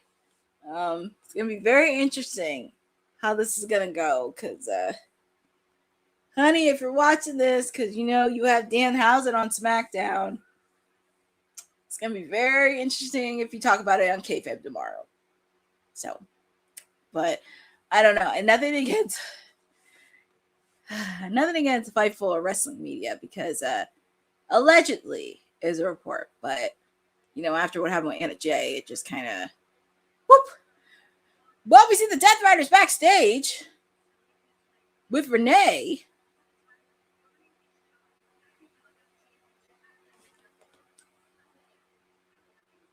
Oh, so it is going to be. Oh, so they're going to have Kyle and John. I think it's the first time anybody's took John to the limit in the Continental Championship. And it's really funny. He's getting interviewed by his wife on screen.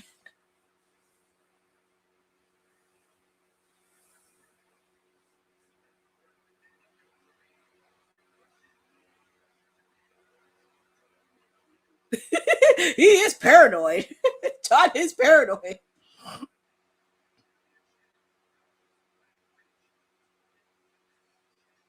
You know, it's funny. People will always say Pac or Claudio is second in command. I think Marina is the one that's second in command when you really think about it.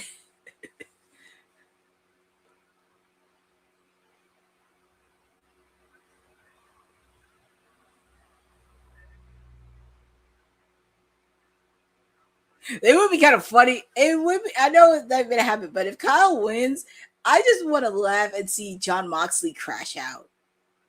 I just want to see John crash out just in a heartbeat.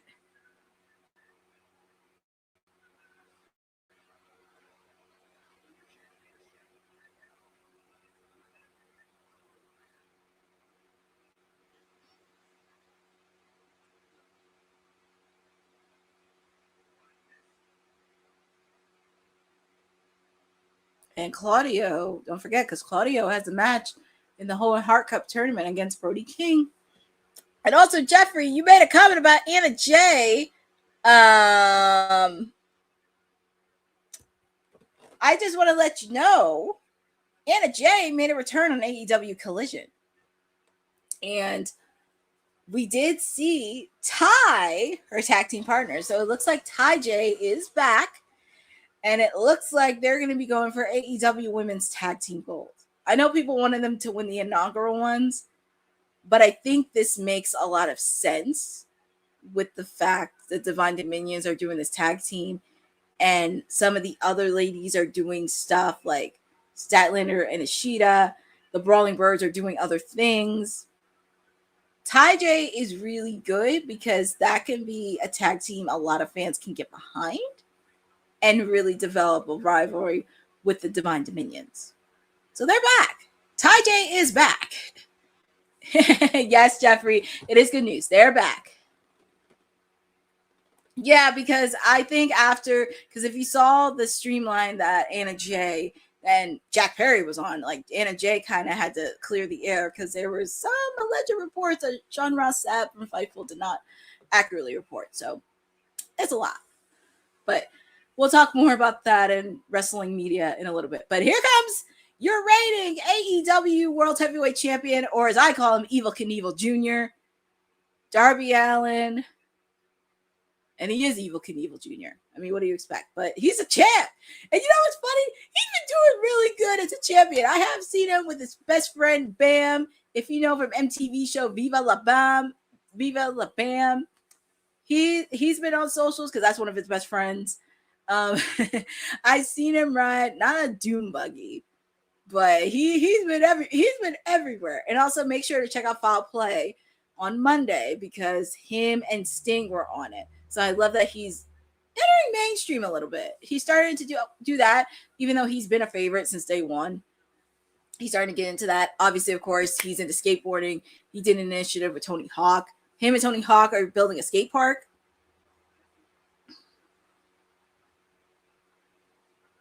So nice to see Mr. Darby Allin.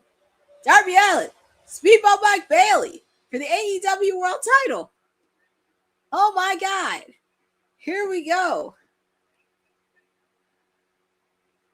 That man is Evil Knievel Jr. But if you need a workhorse champion for that belt, well. Oh, Lordy. This guy's here. Because we know he has a match this Sunday. Him, Darby Allin, hair versus title.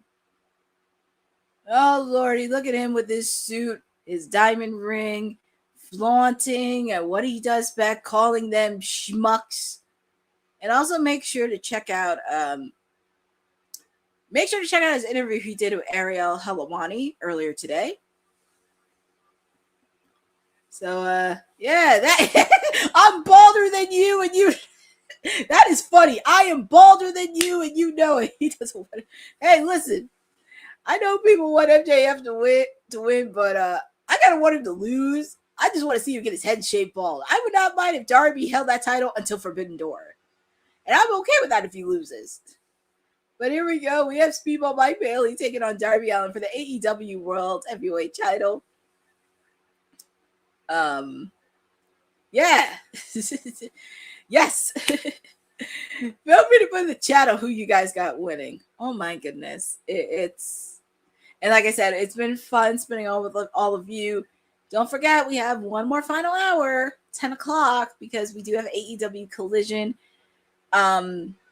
Very curious on what match is going to segue. I mean, I know they're going to have this match, but I'm very curious which match is going to segue.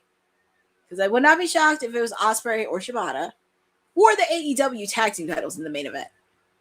But it's going to be very curious on what match is going to segue after this as we get into Collision.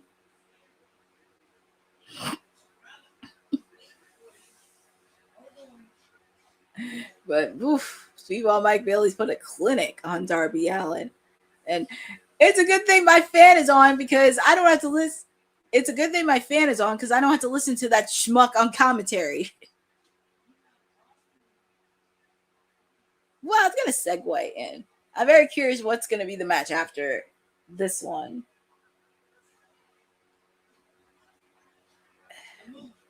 But it's nice to spend you all. Don't care. Oh, man.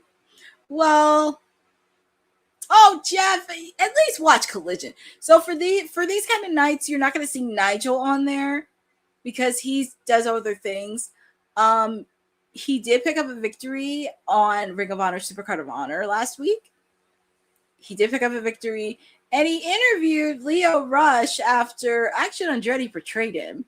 It was an interesting one because, you know, Nigel, he is a person that's not afraid of anything, but he did his job, did his interview, and went back in it. But I don't know if we're going to see him on Collision because they're going to keep the same commentators, which makes a lot of sense.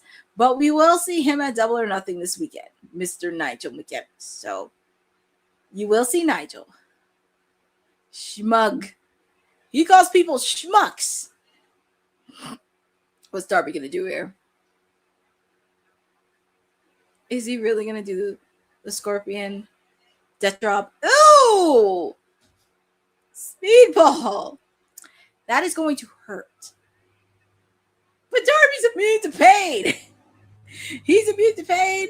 Mox is immune to pain. Mark Briscoe's immune to pain. Ciampa's immune to pain.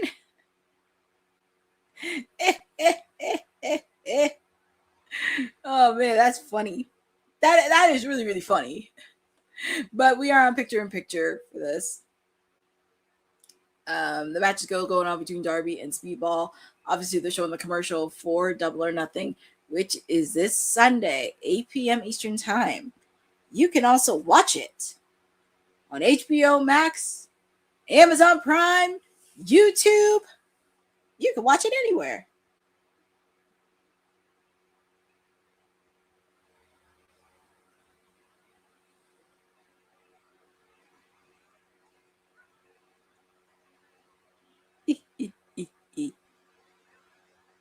Sorry, I'm looking at my socials, but it's always funny seeing it hilarious because I just want to make sure because I usually laugh at some stuff, which is very, very hilarious. And I always try to keep track on socials, but you don't want to get too crazy on socials. I don't do that. But I was just talking about that because Anna, as I mentioned, Ty J is back.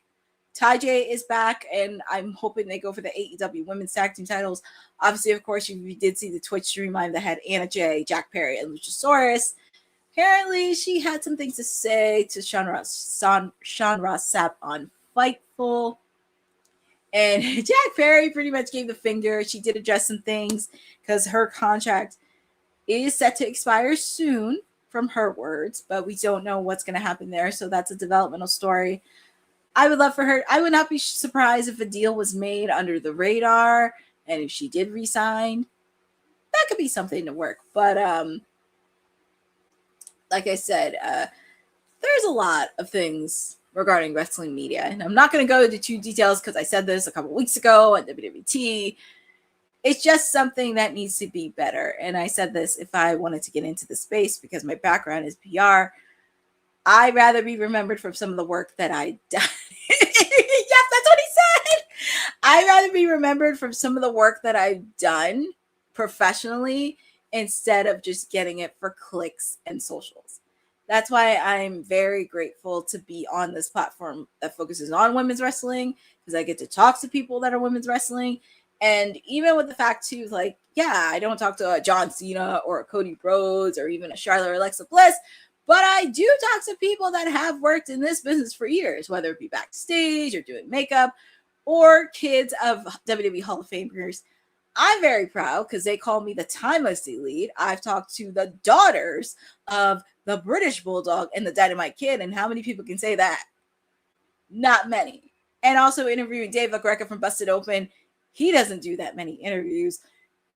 Interviewing Gail Kim on our only appearance, that says a lot.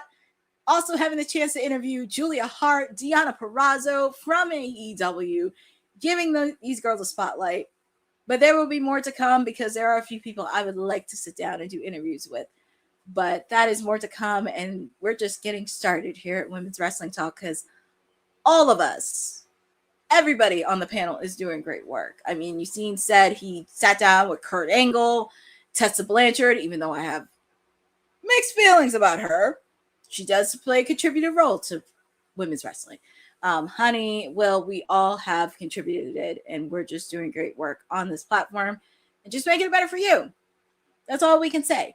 Oh, you want me to talk about Alexa Bliss? Oh, yeah, I have a lot to say about Alexa Bliss because with the fact I've been following her husband for years on his music, and like me, she's also a fan of boy bands. So I would love to sit down with Alexa Bliss. She seems like a really cool person. And also with the fact too, she's been through a lot. Like, she's dealt with a lot. She's dealt with it. But we're back live with AEW Dynamite. Speedball Mike Bailey, Darby Allin for the AEW World Title, and also you have that schmuck MJF, and it looks like he just doesn't. He knows that he doesn't want to face Darby Allin because he's scared. And look, his buddy Kevin Knight, his tag team partner, is coming in because we did see Kevin Knight last week. I just hope they don't make Kevin Knight turn heel, because I do like. I mean, I like Kevin Knight regardless, but Kevin Knight is the face of TNT. I need him to stay being the face of TNT. He's scared of Alicia. Oh my God. But this is a really good match between Speedball and Darby. To quick out by Darby. Ooh, that was a nasty kick.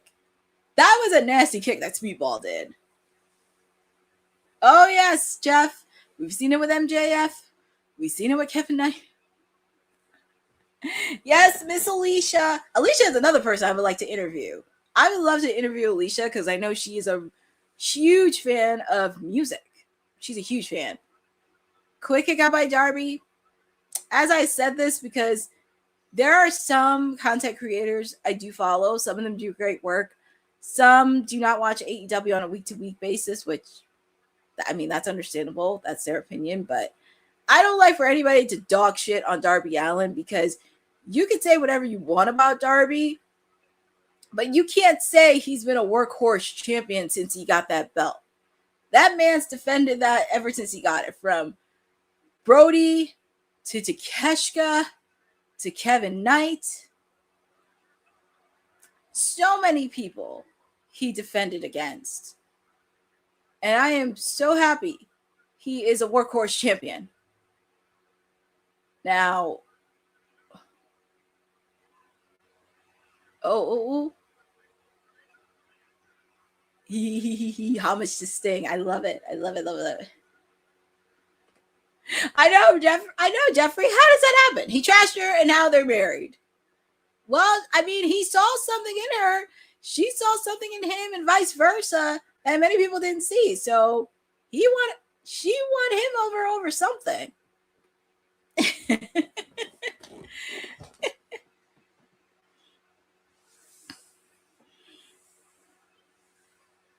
Ooh, what's Darby gonna do here? He's gonna put the Scorpion Deathlock in. He's doing the Scorpion Deathlock in. I know wherever Sting is, he is watching this. And also, by the way, if you're going to WrestleCon in Minneapolis, Sting will be there too. Exactly. Darby is a fighting champion. Like, God forbid, he's not like, he doesn't fit the exact part that people do, because people want to jerk off on socials where they drool over like the people they love. Ooh, what's Darby gonna do her? Coffin drop? Because now we're at 10 o'clock and we're now getting into Collision shortly. Ooh, he got that locked in, Darby. I don't even care about MJF on commentary. Is Speedball going to get his hand on the rope? Kevin Knight's rooting for his tag team partner. Darby. Oof. Speedball tapped out. But your winner and still champion is Darby Allin. I just hope they don't break up Jet Speed, because I do like him as a tag team. They're a fun tag team to watch. But your winner and still AEW World Champion is Darby. And MJF walks through the crowd.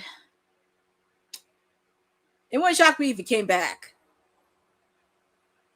But, yeah. He's interacting with the fans, or he calls them schmucks. But, hard-hitting fighting match by Darby. Congratulations to Speedball Mike Bailey in a hard-hitting match. And we are in Collision right now. We're just segueing into Collision right now. Oh, we're going to hear from Kevin Knight. He has the microphone on. Ah, they have the ball chant.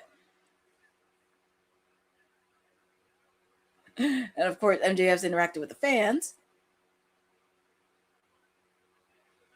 Well, Kevin Knight's checking on his partner, Speedball Mike Bailey. What's Kevin Knight gonna say? I know, that's what I said, Jeff. I was like, I don't want Speedball to break up.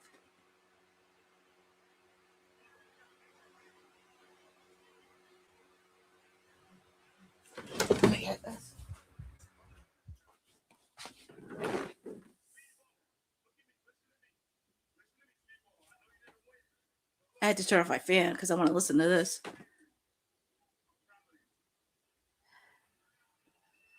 Why do I feel like they're going to meet for the TNT Championship, Kevin Knight and Speedball?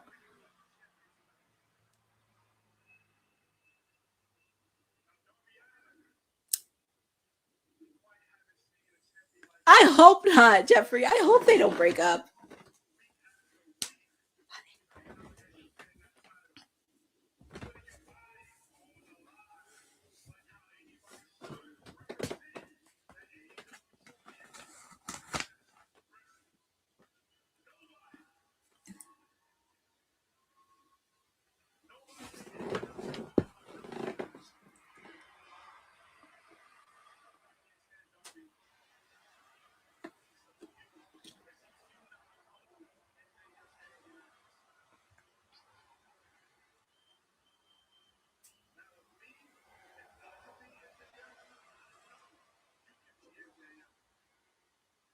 And they face off against before, Darby and MJF, so.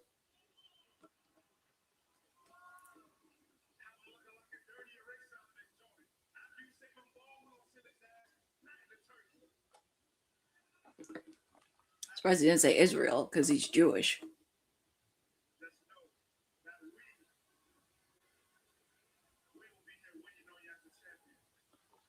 That's only if he survives on Sunday.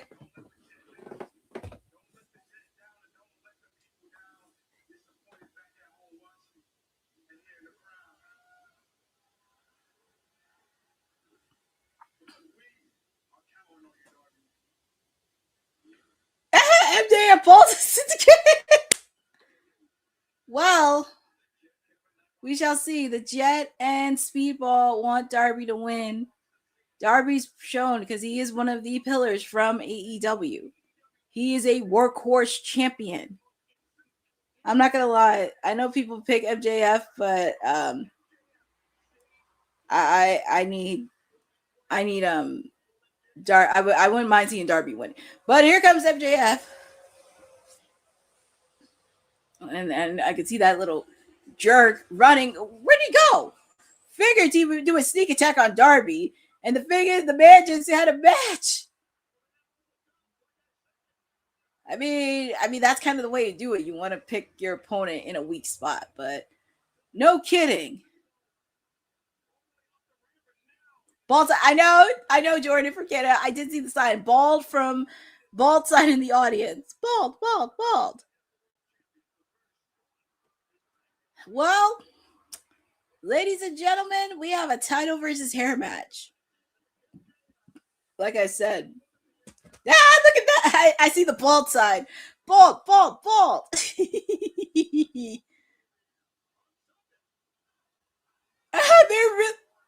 They are chanting bald. And I love it.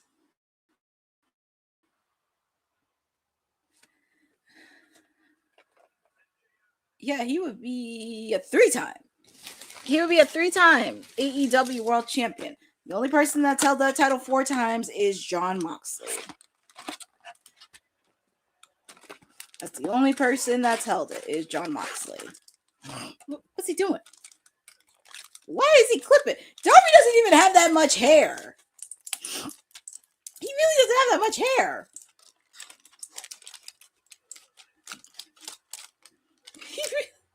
I know. I know, Jeff. I know. But Darby doesn't even have that much hair. He really doesn't.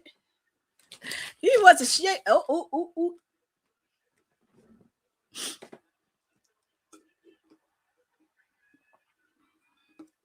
Ooh, Darby never give Darby Allin a razor because you don't know what that man is going to do. You don't know what that man is going to do. Oh, man.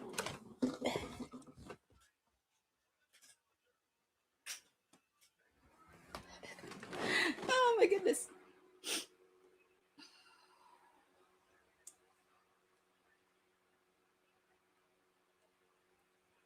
Oof, I had to turn my fan for this, but yeah. Woo. Man, it's gonna look like I mean, I know, but I wouldn't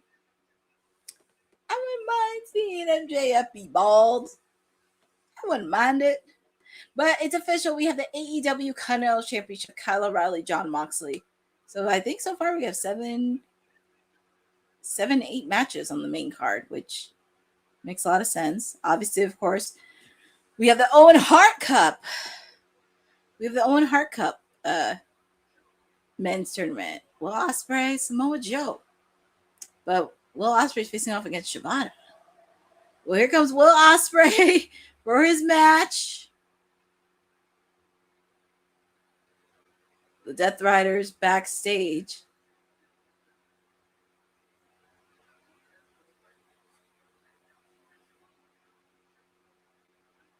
Here comes Will Ospreay.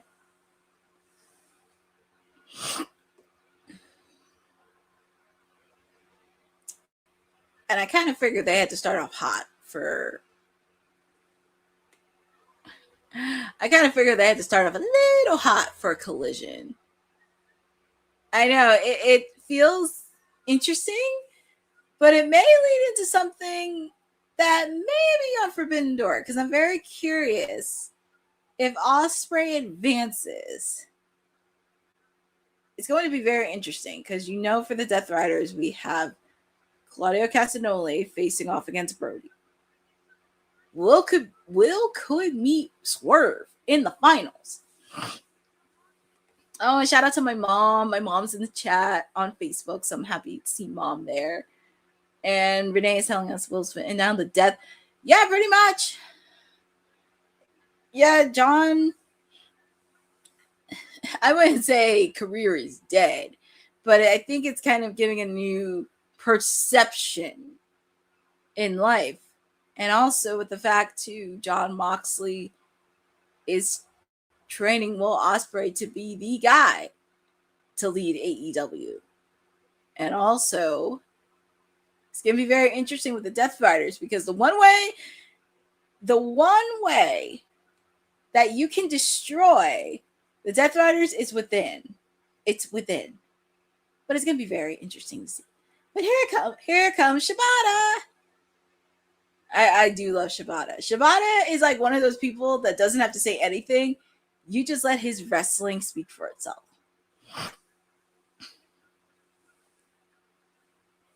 But this is a way to start off Collision.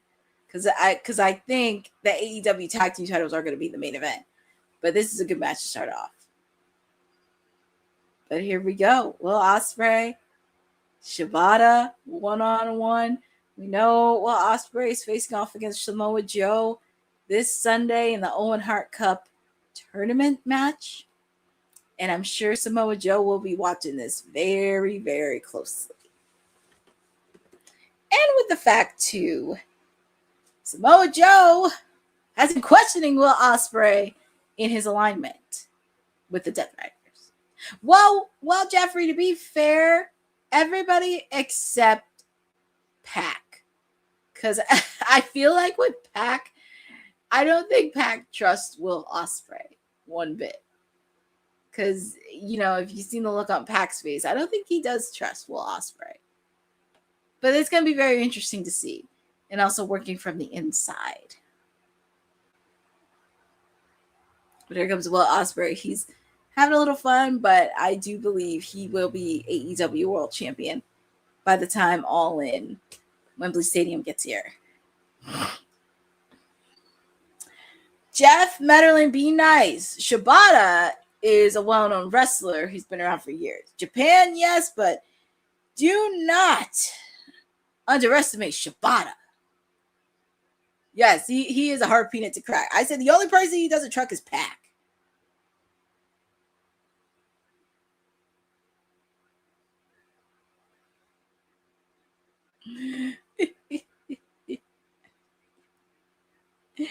Oh man. Well, here we go. We have Shibata with the chair. Pac is hilarious. Pac is always so grumpy.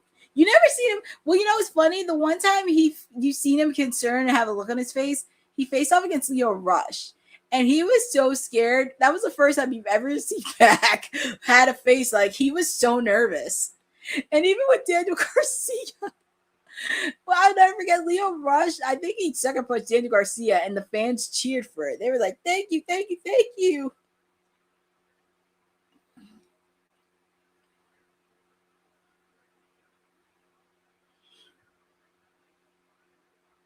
Here it is. Shibata. See, I tell you, don't sleep on Shibata. Do not sleep on him. He doesn't even need to talk. He just lets your wrestling speak for itself. But what Ospreay?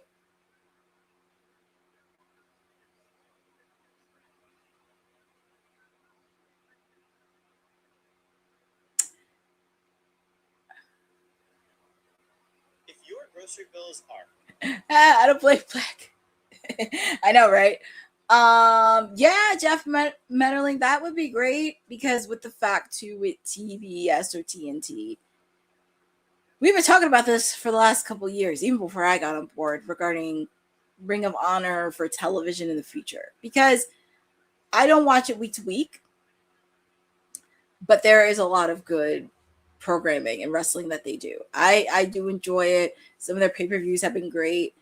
Some of the storylines have been fun to watch. If you did watch Ring of Honor, Supercard of Honor, congratulations to Dalton Castle and the Outrunners being 6-man Ring of Honor tag team champions.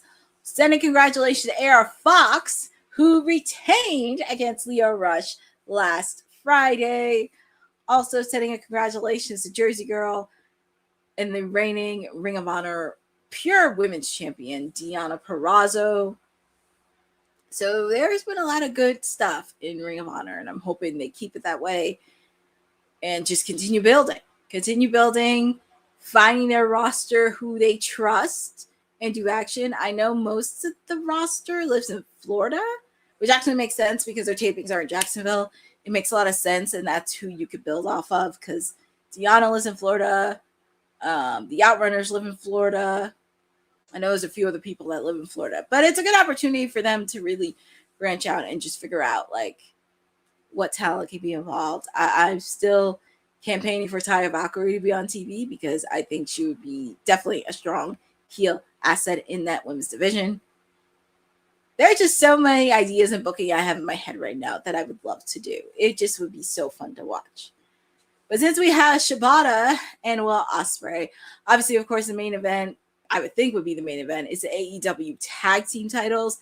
We're also going to have the Divine Dominions, Megan Bayne and Lena Cross. But I do think Ty J is going to be in line to get a shot for the AEW women's tag team titles. Yes, exactly. And I love that it is a little shower. And also shout out to their commentary team, Ian Riccaboni and Caprice Coleman. They are just so fun to listen to on commentary. Oh boy. And you mentioned it, grabbing a good look because he was just cleared. He was just cleared by Dr. Sampson. So I'm hoping it does not give out. We shall see.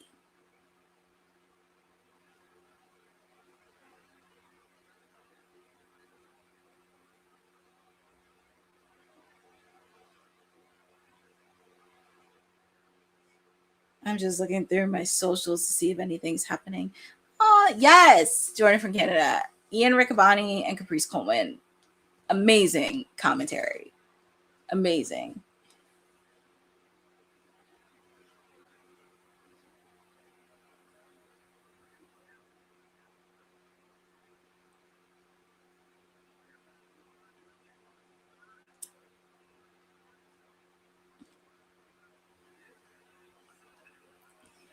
And we're back live with AEW Collision.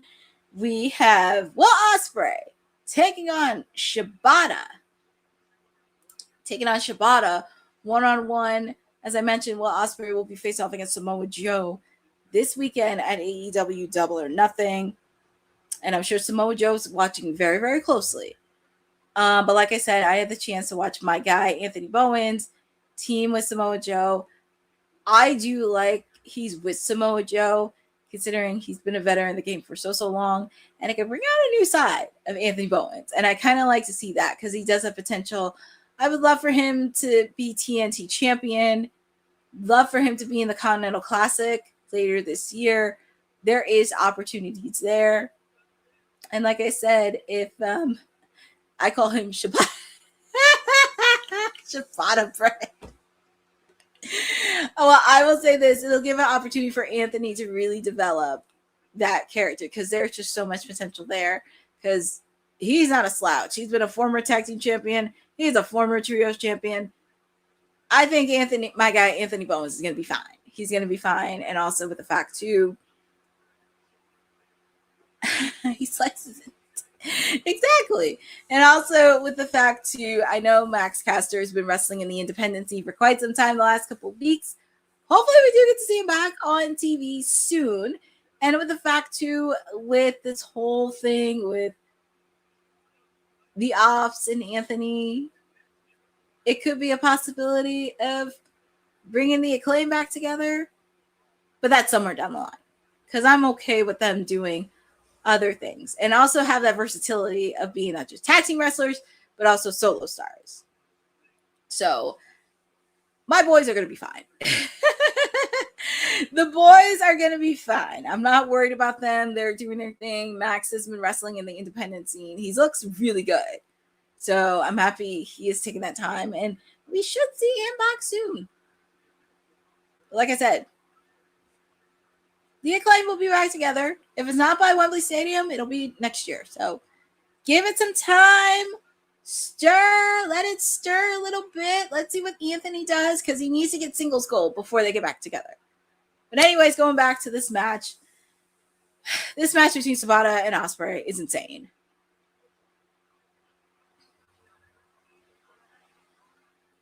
Quick out by Shibata.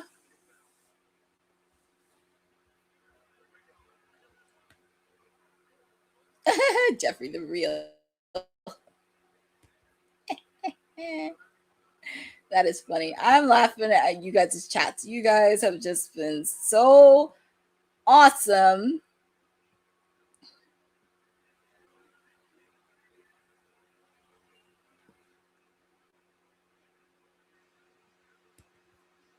See, Shibata's not that bad.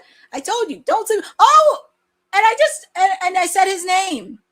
I said his name, and he appeared. Anthony Bowens appeared, and obviously, of course, I see Daniel Garcia in the corner. I see Marina and Claudio. Friendly reminder: Claudio will be facing off against Brody King. Anthony, please leave Marina be. Leave. Look, I know Marina can handle herself, but I'm just saying, Marina, keep your hands far away. I'm just saying. Ooh, Shibata gave a low blow. And Shibata's look like a submission hold.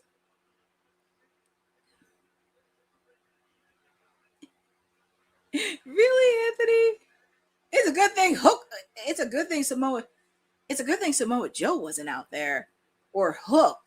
Because I think Hook is doing like a movie or something. It's a good thing Hook was not out there.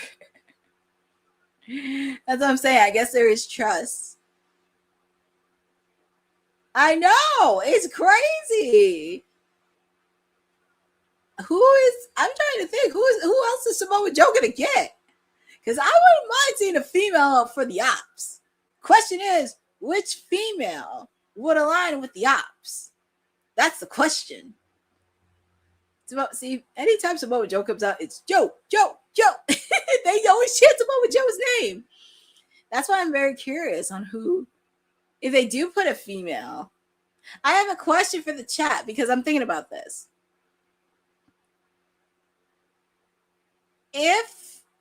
Because I want to put this in the chat. I want to put this to all of you. If you had a female, if you had any from the roster, ooh, Camille would be a really good one for the Ops. Here comes Samoa Joe. He's going to talk.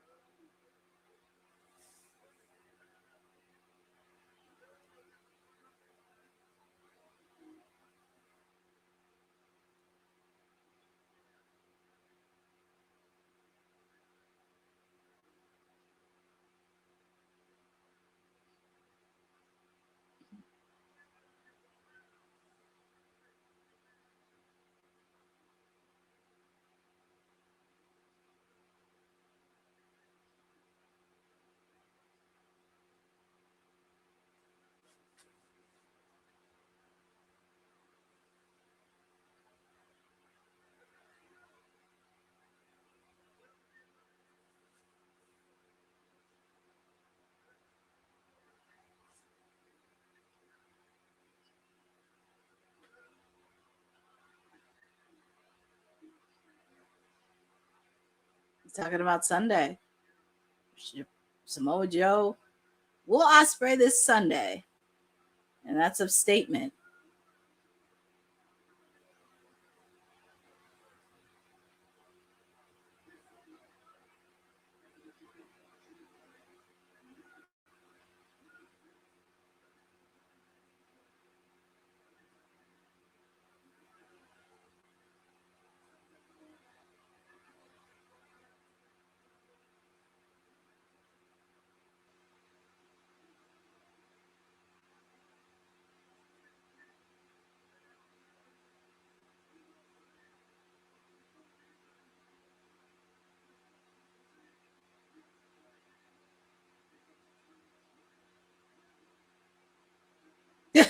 Oh my God. He's such an angry Brit.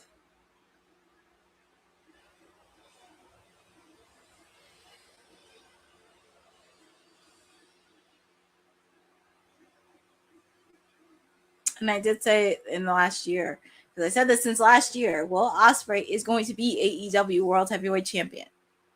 I can feel it. I can smell it and sniff it.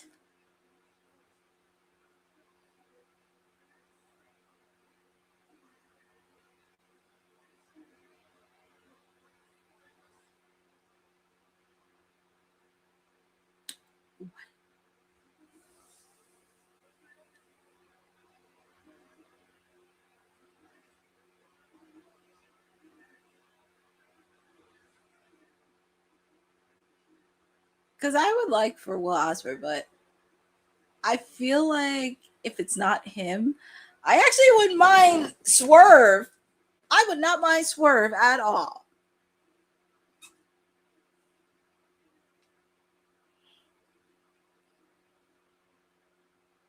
He really wants to wrestle in his home country. He definitely want to wrestle. Well, they did say rebuild me.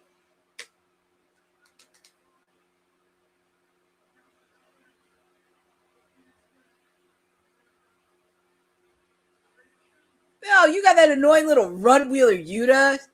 He's still an annoying little runt. And that's why I said Marina Shafir is second in command of the Death Riders. And the funny part about it is she was brought in by John Moxley. That's why I always think she's always the second person in command.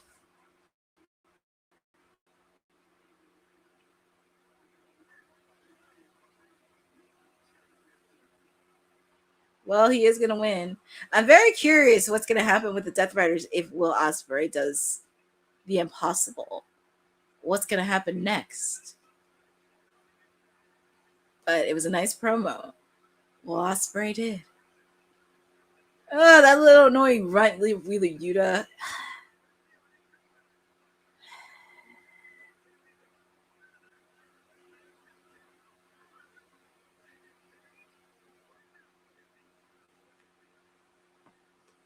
And we're going to hear from Magic Christian. I call him Magic Christian. And Christian still has that cast.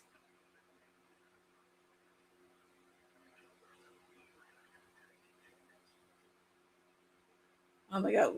It would be crazy if they won it for the 8th time.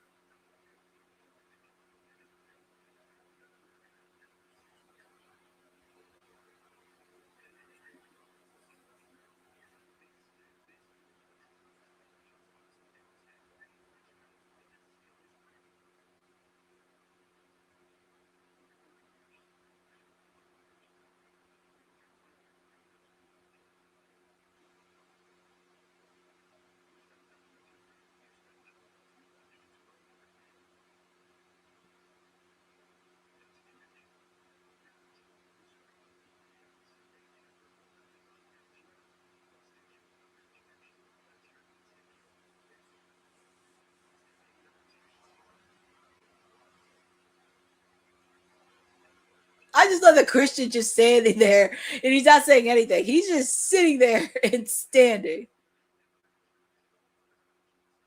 He's just standing there quietly.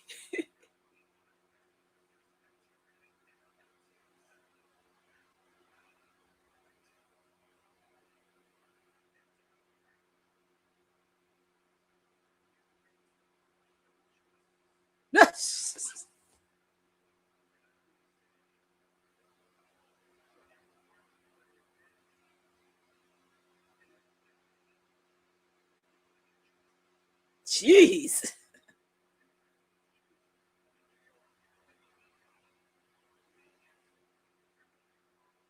Woof. You thought Edge had more promos. Christian just like went in.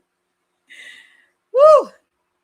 Well, it looks like our main event is the AEW World Tag Team titles. Woo. Well, it has been a fun night because it is after 10:30 and we're going to be wrapping up soon because not only we have a bonus match from Rouge, we also have the Divine Dominions with their AEW Women's Tag Team title eliminator match shortly. And obviously, as I said, the main event's the AEW Tag Team titles. And this right here, this is why you need a tag team division. And we talked about this in WWT because it's kind of a slap in the face where WWE wants to rebuild their tag teams, but you got rid of some of your tag teams. You got rid of the New Day. You got rid of Motor City Machine Guns. You don't know what to do. Oh, I like this. Sorry, I'm doing a. So, if you've not heard of TJ Crawford, he is well known in the independent scene. Yes, you should care. TJ Crawford is well known in the independent scene. I've seen him wrestle many times. He was wrestled at WrestlePro, the same school that Anthony trained at. So he's really good in the independent scene. And he's wrestled a few times on AEW. So do not sleep on TJ Crawford. So I just had to put a plug in. I've seen him wrestle on ISPW, WrestlePro, pretty much most of the independent scenes in the East Coast. So I kind of had to stop what I was doing. But I'm happy to see TJ Crawford back on TV.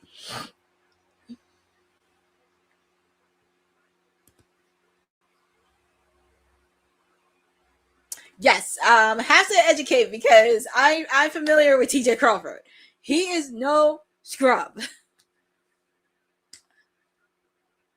But as I mentioned with tag teams, I think it's important. I think with tag teams, it's kind of like a slap in the face when you say you want to rebuild the tag teams, but you're kind of lost everybody. And also, you're trying to make the Street Profits heel. You're not doing much. I don't even know what they're doing with AAA. And I think this is something that all major promotions, especially in tag teams, because you need to have the versatility where they can wrestle not just as a tag team, but also single stars. And your winner of the match is Rouge.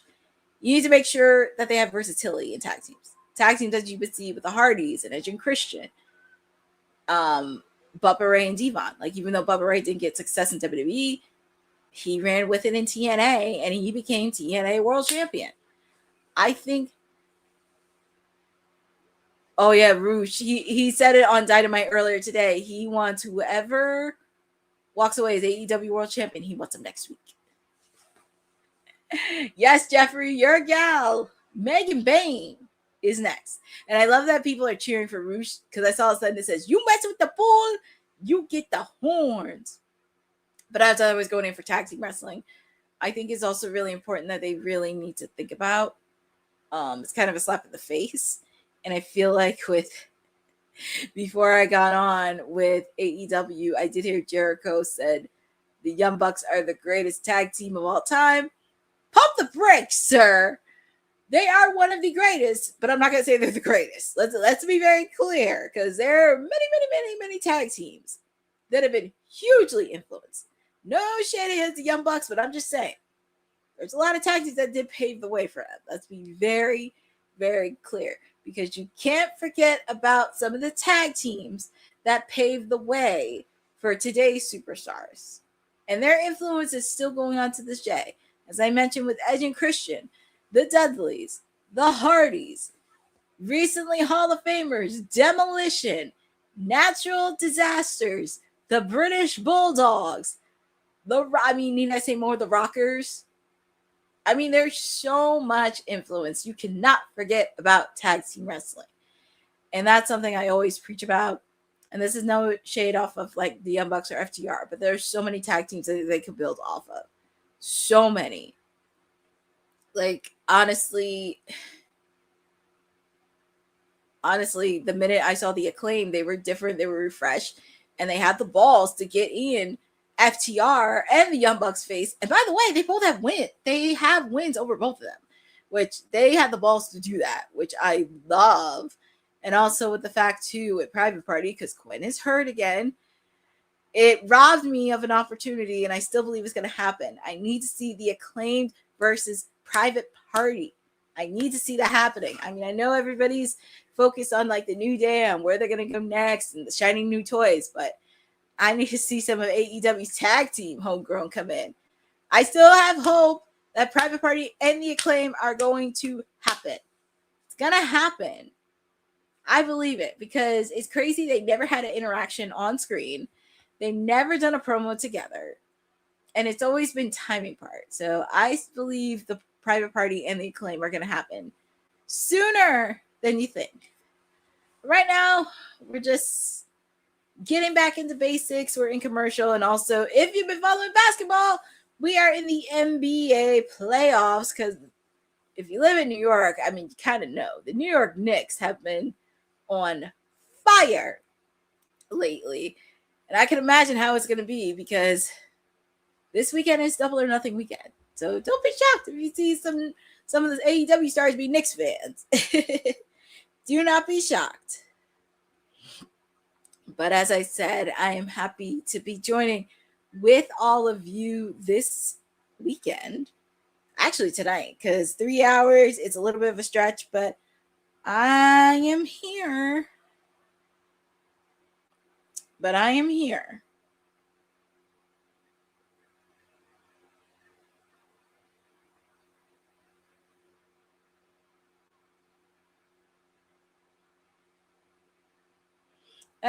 All right. Nice, Jordan, for Canada. You're happy for the Knicks.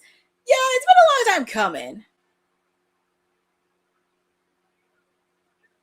long time coming. But we have our AEW Women's Tag Teams champions, Divine Dominions, Lena Cross and Megan Bayne. I don't know about that, Boza, because you definitely want to keep building the momentum. But some of the top tier stars in the women's division, they can't afford any losses. And I think this is a good opportunity to build up on a serious contender. That's why I say, oh, and Renee's going to talk to them.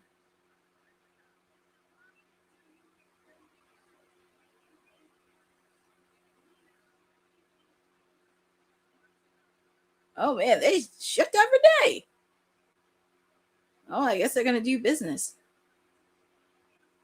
Well, I think, because after watching Collision this past week, we do see Ty J back, and they say they have some business they got to take care of.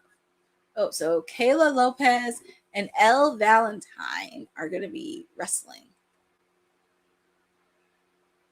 At least where it's attacked. I think this is where came back just in time. I think this is where you bring Ty J, because all of the other ladies are doing other work. Obviously, the Timeless Love Bombs are in hiatus. The Babes of Rush are going to be on a hiatus for a while because we haven't seen Harley Cameron. But I think if there's a tag team that I could see really could give the Divine Dominions a run for their money, it's Ty J. I mean, I know they wanted Ty J to be the inaugural AEW Women's Tag Team titles. But looking at the bigger picture, I can see this as a story.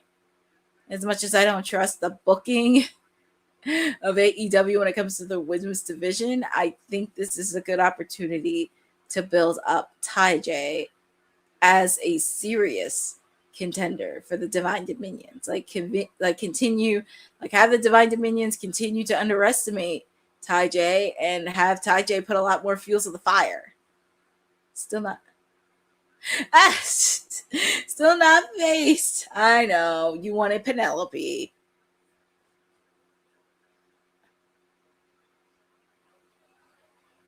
You know, it's funny, and I was saying this. Oh, nice. Yeah. Oh, my God. House of Glory's having a show this weekend. Yeah, Lita Cross is going to be at House of Glory this weekend, taking on Shotzi Blackheart for the House of Glory Women's Champion. It's going to be so fun. But, yeah, there's a lot of wrestling happening, and we're not complaining. Yes, Jeff Mennerling, Ty J was on Collision this past weekend, and they said they got some unfinished business. So we're going to see what those two ladies have in store. And I think it's going to be for I think they're just need to continue building up for the AEW Women's Tag Team titles. I think they got the potential to do that.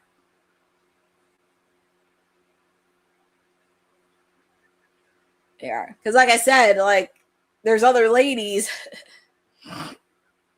I'm so that super kick by Nina Cross.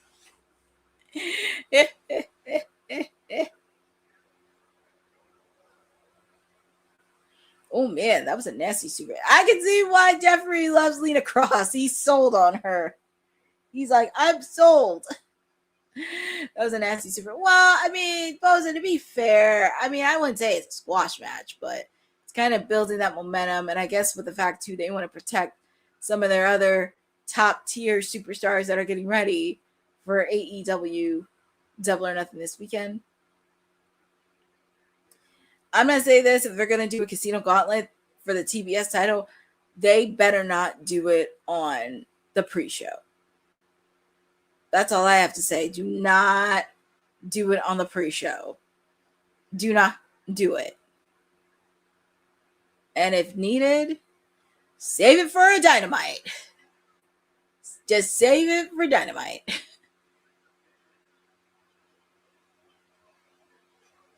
Ooh, that was a nasty hit by Megan.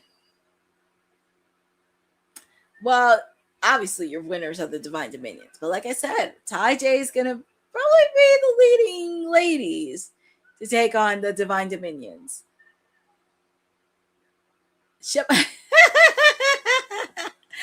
Oh, well, now he's a fan of Lena Cross. After delivering that nasty super kick. Wow. Now Jeffrey has two crushes he loves. Megan Bayne. Well, he's always loved Megan Bayne. But Lena Cross, he's had eyes on.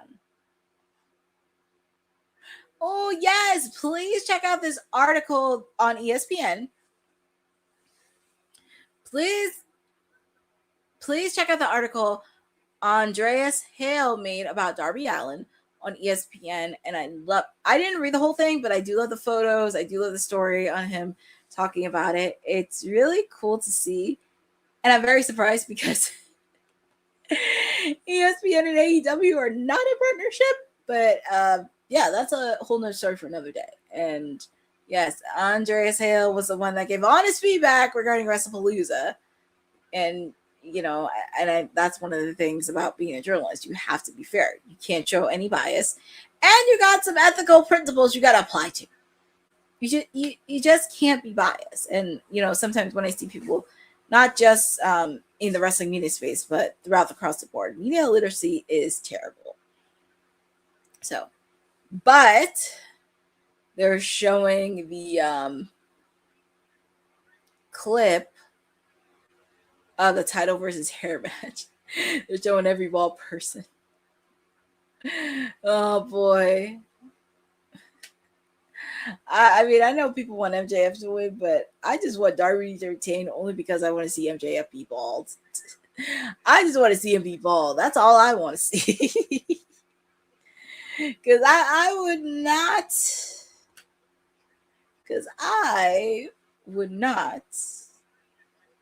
be mad if Darby held that title until Forbidden Door. Yeah, I think we may have a few matches by 0 hour. I just hope they don't put the TBS title, the Casino Gauntlet, in a 0 hour match. Please. I do not want that in 0 hour. I feel like that deserves to be on main stage. Whether it be on a Dynamite Well, actually, Dynamite will make a lot more sense. If they're not doing it at Double or Nothing, put it on a Dynamite. But happy to see Mick Foley back in the pre-show with Miss Renee. And they're going through the match card of Double or Nothing.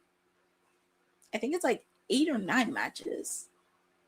Which, if it's 8, that would be pretty dope. But yeah, we have the Owen Hart Cup men's tournament quarterfinals. Swerve Strickland taking on Bandino. And we also have Will Ospreay taking on Samoa Joe. We have Okada taking on Takeshita. And also we have the women's Mina Shirakawa taking on Athena. Obviously, we did show the AEW Women's Championship match.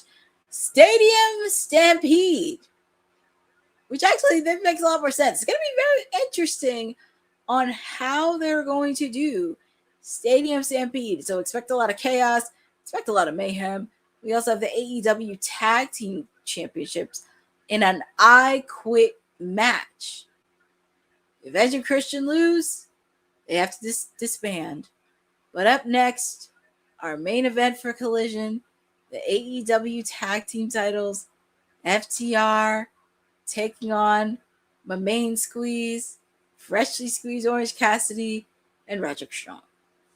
Now, since we are in the main event, we're going to take a quick break, so make sure to get your stretch on, get your beverages, go to the restroom, take care of everything, because we are almost at the finish line with the main event. So we're just going to take a quick break.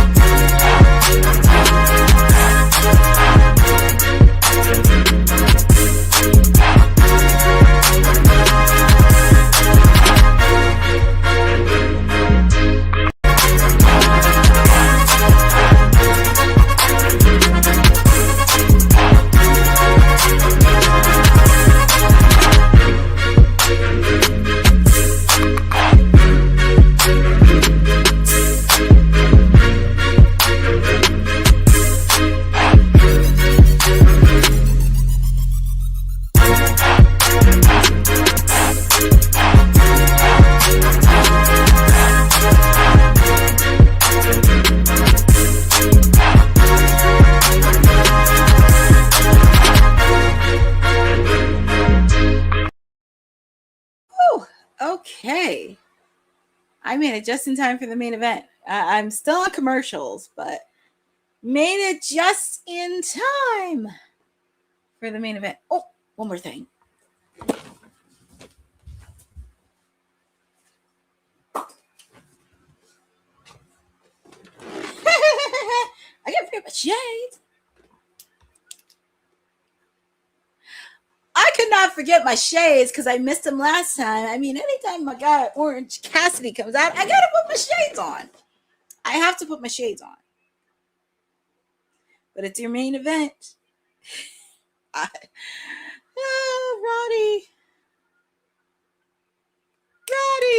And look, all the kids are dressed up like Orange Cat. Well, they've been doing that since the very beginning. Well, actually, to be fair, Jordan from Canada, not Roddy, Orange has been the one to be holding that together. And I'm not saying that because he's my guy, but Orange has been the one that's been putting it all together. Oh, look at all the kids. See, they just love Orange Cassidy. Oh man. Well, here comes Orange and Roddy. Well, I kind of knew it was Roddy only because Kyle, he has business with Jon Moxley. Mark Briscoe has business with Tommaso Ciampa.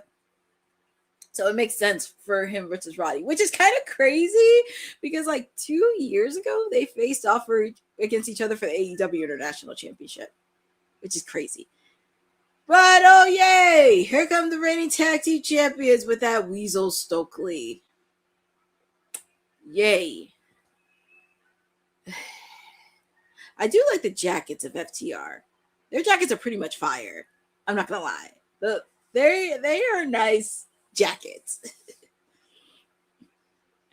I know Edge and Christian will be watching this match very, very slowly. They will be watching this match, not slowly. They were watching this match very carefully. But this is our main event. The AEW Tag Team titles. And yes, we are almost wrapping up Timelessly Week Wednesdays. I think after my excitement, I don't think I'm going to do a post show because it's been a long day for me and I want to get some rest. We shall see. But here we go. We have for the AEW Tag Team titles, FTR doing the sneak attack on Roderick Strong and Orange Cassidy. And they really want to end this very, very quickly. But Roddy is not letting that happen. Quick kick out by Dax. Feel free to put in the chat on who you guys got winning this thing. Do you have FTR retaining? Or dare I say it? Could we get new tag team champions? If we get new tag team champions, I'll be running around like a little kid. Yeah, I mean, I love Orange to death, but I was like, no, I need FTR to retain because that's the only way. I mean, they're leaving? Come on now. This is a tag team title match. I can see Roderick just beating up both Dax and Cash. I'm only picking FTR only because I want to see Edge and Christian win. I want to see them get number 8. And also, if they do get number 8, I'm very curious if they do something. Here comes Orange. Whoop! Off the top rope, doing what he does best. He's like, whatever. That's what he does best. There's a reason why he's a 2-time AEW International Champion. Because that's what I'm saying. If he does get the tag team champion, the only thing he would need is a world title. And he could be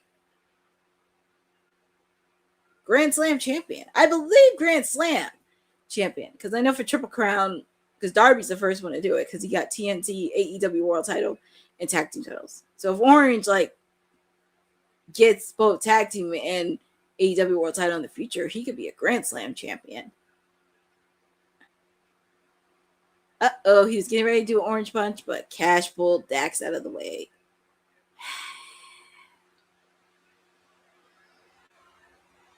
FTR cheating. Orange is just taking his time. How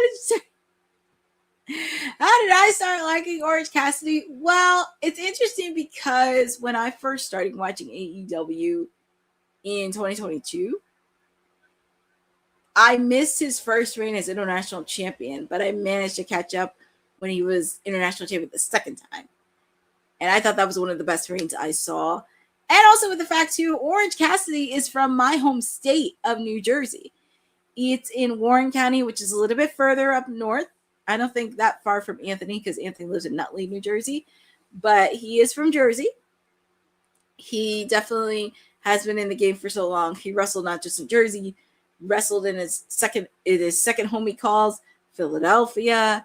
He's been in the game for so long. Even when he wrestled in New Japan, he's definitely shown that. Because for me, at first I didn't understand him, but then it's like he shifts a bit when he gets into the ring and be serious. That is when you know this is a guy you don't want to mess with. Yeah, he has his backpack, he has his shade, he puts his thumbs up, and he acts like cool and all, but do not piss him off in the ring. And like I said, there's a reason why he's a 2-time AEW International Champion, and this is just me. He is the best international champion so far. I mean, I know people always say, yeah, well, Okada was the champ, and Kenny, oh my God. Go back and watch Orange Cassidy's reign when he was a 2-time AEW International Champion. Because how many people can say they managed to get the International Championship on a main event on a pay-per-view against one of the top guys in AEW as Jon Moxley? Not many people can say that, but him and John were able to do that. Get on that main event pay-per-view for the International Championship, and that was a done deal. And I would like to see titles like that be a part of the main event. I mean, the AEW World title is great, but I would love to see the tag team titles main event again. I would love to see the international one. We've seen the TNT Championship main event a pay-per-view. But I think it's something. I just think this is something to do. And heck, I'm waiting for the women to main event a pay-per-view on AEW. But I think that's something that people tend to forget. I mean, at first, people didn't get it at first. But I think once you start to learn more about him, he does do great. But as I said, he's from my home state. Very proud of my Jersey people representing him, Anthony, Deanna. They're all doing great things. Liv Morgan is from New Jersey. Daria Ray, formerly known as Sonya Deville, she's from Jersey. So we got some cool people in New Jersey that are doing great things. Don't sleep on them. Do not sleep on them. But yeah, he's the only person to get the International Championship on a main event of a pay-per-view. And that's something I will vouch if anybody wants to take a stab at Orange Cassidy. If anybody wants to, I mean, you can't give constructive criticism on it, but if you're going to talk a lot of shit and not provide any logic, that's where I come in. And this is where I kind of have to put some people in check.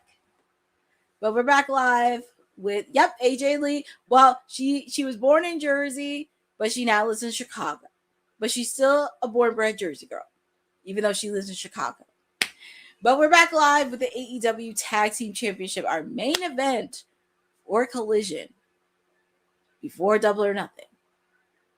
FTR taking on the conglomerations, Roderick Strong and Orange Cassidy. I didn't appreciate Cash attacking my guy, Orange Cassidy. That was a cheap shot right there. At first, I didn't trust Roddy because I didn't appreciate him calling Orange an idiot. But I guess he's starting to grow on and care about Orange. That's just Roddy. Also, make sure to check out Foul Play with Anthony Davis. The latest episode dropped between Darby Allin and Sting. It dropped on Monday, so make sure to check them out. And it looks like they got pranked. I may check out that episode. It's really funny. Ugh, Dax and Cash. Ooh, nice save by Roddy. Helping out his tag team partner. That's what you got to do. You got to have like your tag team partner. Yes, I think Tony Khan. I don't know why. Tony Khan needs to make a web series about Conglomeration Boulevard. That should be the name of the series, Conglomeration Boulevard. And plus, they can do like little things here and there. Obviously, of course, with Willow being injured, they can put a cardboard in of Willow while she gets hurt. Just to let you know, the countdown of Double or Nothing week. Countdown is going to happen this Saturday, where they're going to show some of the biggest matches for Double or Nothing. Obviously, of course, the buy-in or 0 hour starts live on Sunday at 7. It'll be hosted by Renee Paquette and Mick Foley. And also, the main show, Double or Nothing. Yeah, they never had a bad match. They never had a bad match. I will say that about FTR.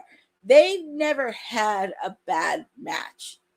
The problem that I had, it was just like the storyline or something else, or when they were with Mike, they were boring. I just felt like I was watching paint dry. And I always tell people, give me one memorable FTR promo that they did. And it didn't have to be in AEW. It could be anywhere. Just give me one good promo that they did. And I think I just got to the point where I was tired of seeing FTR versus the Young Bucks. Because it's like I was watching. The matches were there. It was just the promos I was ready for. It's just the promos I was getting tired of. Because it's like it didn't feel realistic to me. Like they didn't really go in on it.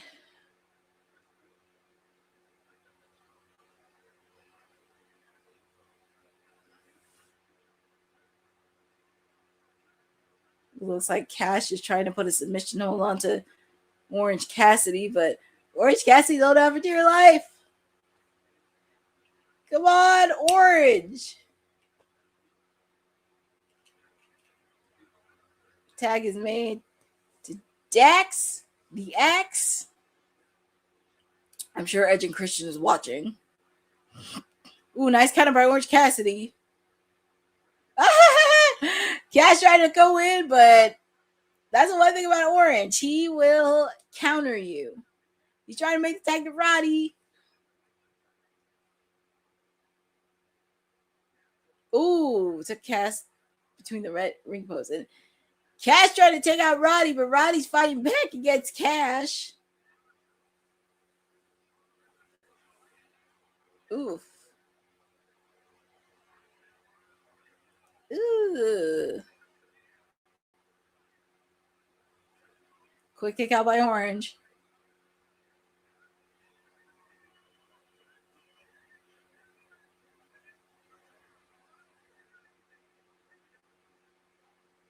And Jeffrey for that. This is their final break. Final picture-in-picture break. Oh my goodness. We are halfway there. Because I know. Oh, sorry. I know it's after 11. It doesn't shock me that it's an overrun. So I'm used to it anyway. It's good matches, though. I'm just used to overrun anyway. And yeah, I'm not going to whine or complain about it, but I'm going to sit here, enjoy it. I do have some of my drinks. I have snacks. I have everything that I need. And since we're on picture-in-picture, I'll show you the latest person that I have that I got from 80s Wrestling Con. And it's a little Matilda, a little plush Matilda I got from 80s Wrestling Con because Harry Smith, the son of the British Bulldogs, was giving them away. And I wanted to get a Matilda plush. It was so cute. And he signed it too. So I just had to find a spot for it because I'm going to put a spot for all my wrestling memorabilia is. But as I said, Honey and I had an amazing time at 80s Wrestling Con. It was really fun. Got to interview and meet some cool people. Honey got to interview Wendy Richter. She got to interview Francine. She got to interview Harvey Whippleman. Yeah, she did. I got to interview Bronwyn. No, it's actually Harry. It was Harry that I got it from Harry's table. I got to meet Harry Smith, the son of the British Bulldog. It was Harry. I got to meet Bronwyn, the daughter of the Dynamite Kid. I got to meet Dave LaGreca. I know Bobby Heenan hated Matilda. I know Bobby the Brain Heenan, because if you remember some of the feuds the British Bulldogs had, you would know. You should have. I know, but Honey wanted to do Wendy Richter, so I was like, we'll save Wendy Richter for another time. We'll talk about her and Tony Storm. We'll get into that because Tony Storm's been wanting Wendy Richter for God knows how long. But yeah, Honey interviewed Harvey Whippleman, Wendy Richter, Francine, I had the chance to interview Dave LaGreca from Busted Open because I did not know he was there, but he was there. Bronwyn, the daughter of the Dynamite Kid. They don't call me the Timeless Elite for nothing because I interview wrestling royalty. I got to interview the daughter of the British Bulldog, and now I get to interview the daughter of the Dynamite Kid. So that's why they call me the Timeless Elite, because I interview wrestling's royalty. I mean, come on, how many people can say that? And I can brag a little bit, but that's why I'm called the Timeless Elitist of all elitist. We're back live with the AEW World Tag Team titles. We have a main squeeze, fresh to squeeze Orange Cassidy and Roderick Strong of the Conglomeration taking on FTR.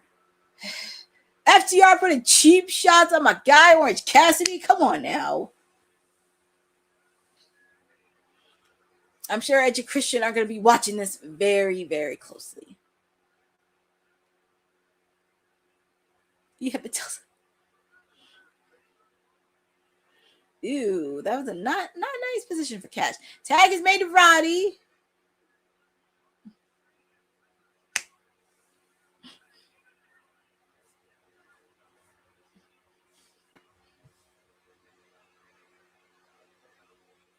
That would be pretty funny. Honestly, both if that happened, I would have no voice the next day. I would be jumping around like a kid in candy store. I would be. Orange. Nice tag team by Roddy and Orange. Even though with the fact he did call Orange an idiot a couple years ago, but I guess I'm over that. And it's crazy they both fought for the International Championship. Nice tag team by Roddy and Orange. Drop kick by Roddy. Quick kick out by Cash.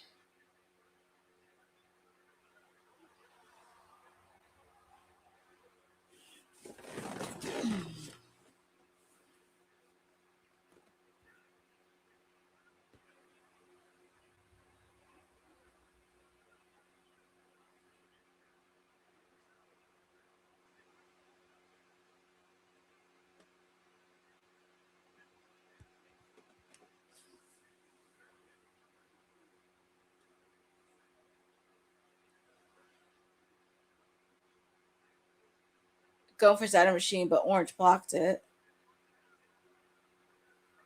Quick kick out by FTR. That was almost 3 right there. Ooh, barricade Rod. Just Irish Roddy onto the barricade. Well, I guess the way to put him over his heels, you got to take away one of the top AEW originals, and that is Orange Cassidy.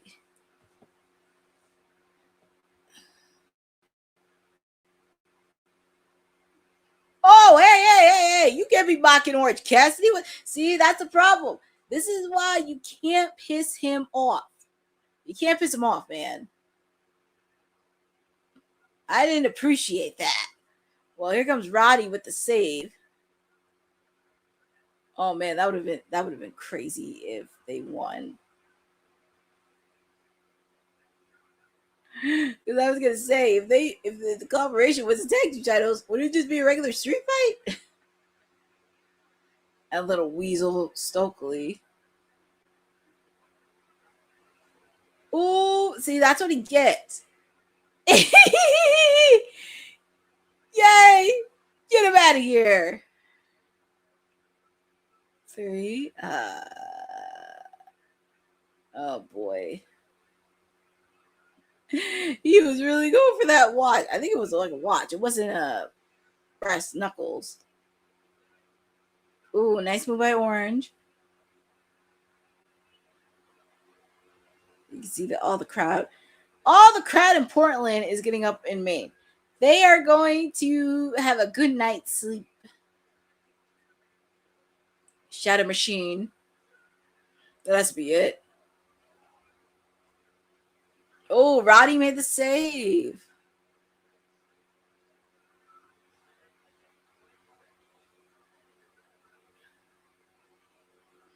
and they're showing the shows for AEW Double or Nothing this week. This Saturday is the countdown for AEW Double or Nothing. Sunday, buy-in 0 hour Sunday at 7. And the main show, Double or Nothing, is live at 8.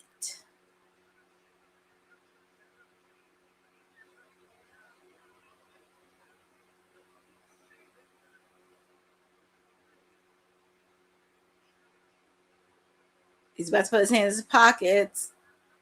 I guess Dax was not really happy about that, but baseball slide 1, 2. Oh, that was so close! That was so close! Oh, that little weasel, Stokely. Well, it is the 3, and that is Christian's watch. Christian needs to get his watch back. But your winners and still AEW Tag Team Champions, FTR. The good news, they won. The bad news is you got Edge and Christian this weekend in Queens, New York, in an I Quit match. Somebody has to say I quit, and if MJF, if Edge and Christian lose, they have to break up permanently. Ugh. So they retained. Yay! I mean, this is my confetti. Yay! They retained. Yay! But congratulations. It was a good match. It was a really, really good match. The conglomeration and FTR. Roddy and Orange to put it to work in. Obviously, of course, that weasel is ha boo boo, but whatever. You got Edge and Christian this weekend, and we shall see on that. But that wraps up AEW Double or Nothing. Double or Nothing. AEW Dynamite. You can tell it was a very long watch along. Long day, long watch along, but happy to spend it all with you. I'm not going to do a watch along because I am tired. I'm tired. I'm exhausted. It was definitely a solid go home show. Checked all the boxes that it needed to be. You checked all the boxes need to be to get people ready for Double or Nothing this weekend. Happy that Collision that they did a 1 hour tonight instead of doing a separate Collision. I think probably this weekend. I know it really sucks with Willow, but it does open up a lot of opportunities for other women. And who is going to be the next person to be the face of TBS? Because I really wanted Willow Nightingale to beat Mercedes' record. Because if anybody can do it, it's her. But that's okay. But I'm very curious on who's going to be the next face of TBS. And I think it got me an idea of doing an article for WWT. Who do I think should be the next TBS champion? Well, we shall see on that. Yes. Her belt. Yes, Jeffrey, her belt. But very curious on who is it. But it was definitely a good solid show all around. Definitely got you going for Double or Nothing this weekend. Because as I mentioned this weekend, the Owen Hart Cup men and women's tournament are going to kick off at Double or Nothing this weekend. Very curious what my gal Alex Windsor is going to do. Who's going to be the wild card? Well, we shall see on that. But I want to thank all of you for joining with me on Timeless Elite Wednesday. As I said this every week, I get AEW is not everyone's favorite cup of tea. I know people crap on AEW. I know they do a lot of things, but they do have some good stuff. Do they need things improved? Yes. Do their women's division need improved as a whole? Absolutely. But I do believe there are some good things that they're doing. It's a lot of work to do. They're 7 years old, and they just have to stay in their own lanes and keep running away. But I do want to thank everybody in the chat, from Boza to Jeffrey to Jordan from Canada to Eric Isaac. My sister Honey stopped in. It was really nice to spend it with all of you for Wednesday and get you ready for Double or Nothing. As I mentioned, it's 50-50. I'm either going to be on site for Double or Nothing, or you're going to get a watch along. It's kind of 50-50 at this point, but we shall see on that, because we will give you coverage for AEW Double or Nothing this weekend. You can follow me on my socials at CourtneyNJ11. I'm very excited to share with you all the content from 80s Wrestling Con, my interviews with Dave LaGreca and Bronwyn Billington, the daughter of the Dynamite Kid. If they're going to be posted up this week, because I know this weekend is Memorial Day weekend and Double or Nothing weekend, so I will try to do some editing before Double or Nothing this weekend, because they were some really good interviews and did appreciate their time. Shout out to everybody in the WWE panel for putting amazing work, because it is still Timeless Elite Wednesday. Second try to be CEO Wednesdays, but it is still Timeless Elite Wednesdays. Once I am here, bank on it. But that wraps up for me. That wraps up for me with Timeless Elite Wednesday for 3 hours of AEW Dynamite and Collision. And thank you again for supporting Women's Wrestling Talk, the #1 women's wrestling network on the planet. Cheerio, and I will see you back on Friday. Thanks for joining WWT. Don't forget to like us on all social media platforms at WW Talk Pod. Like and subscribe on all video and audio platforms, like yesterday, my G.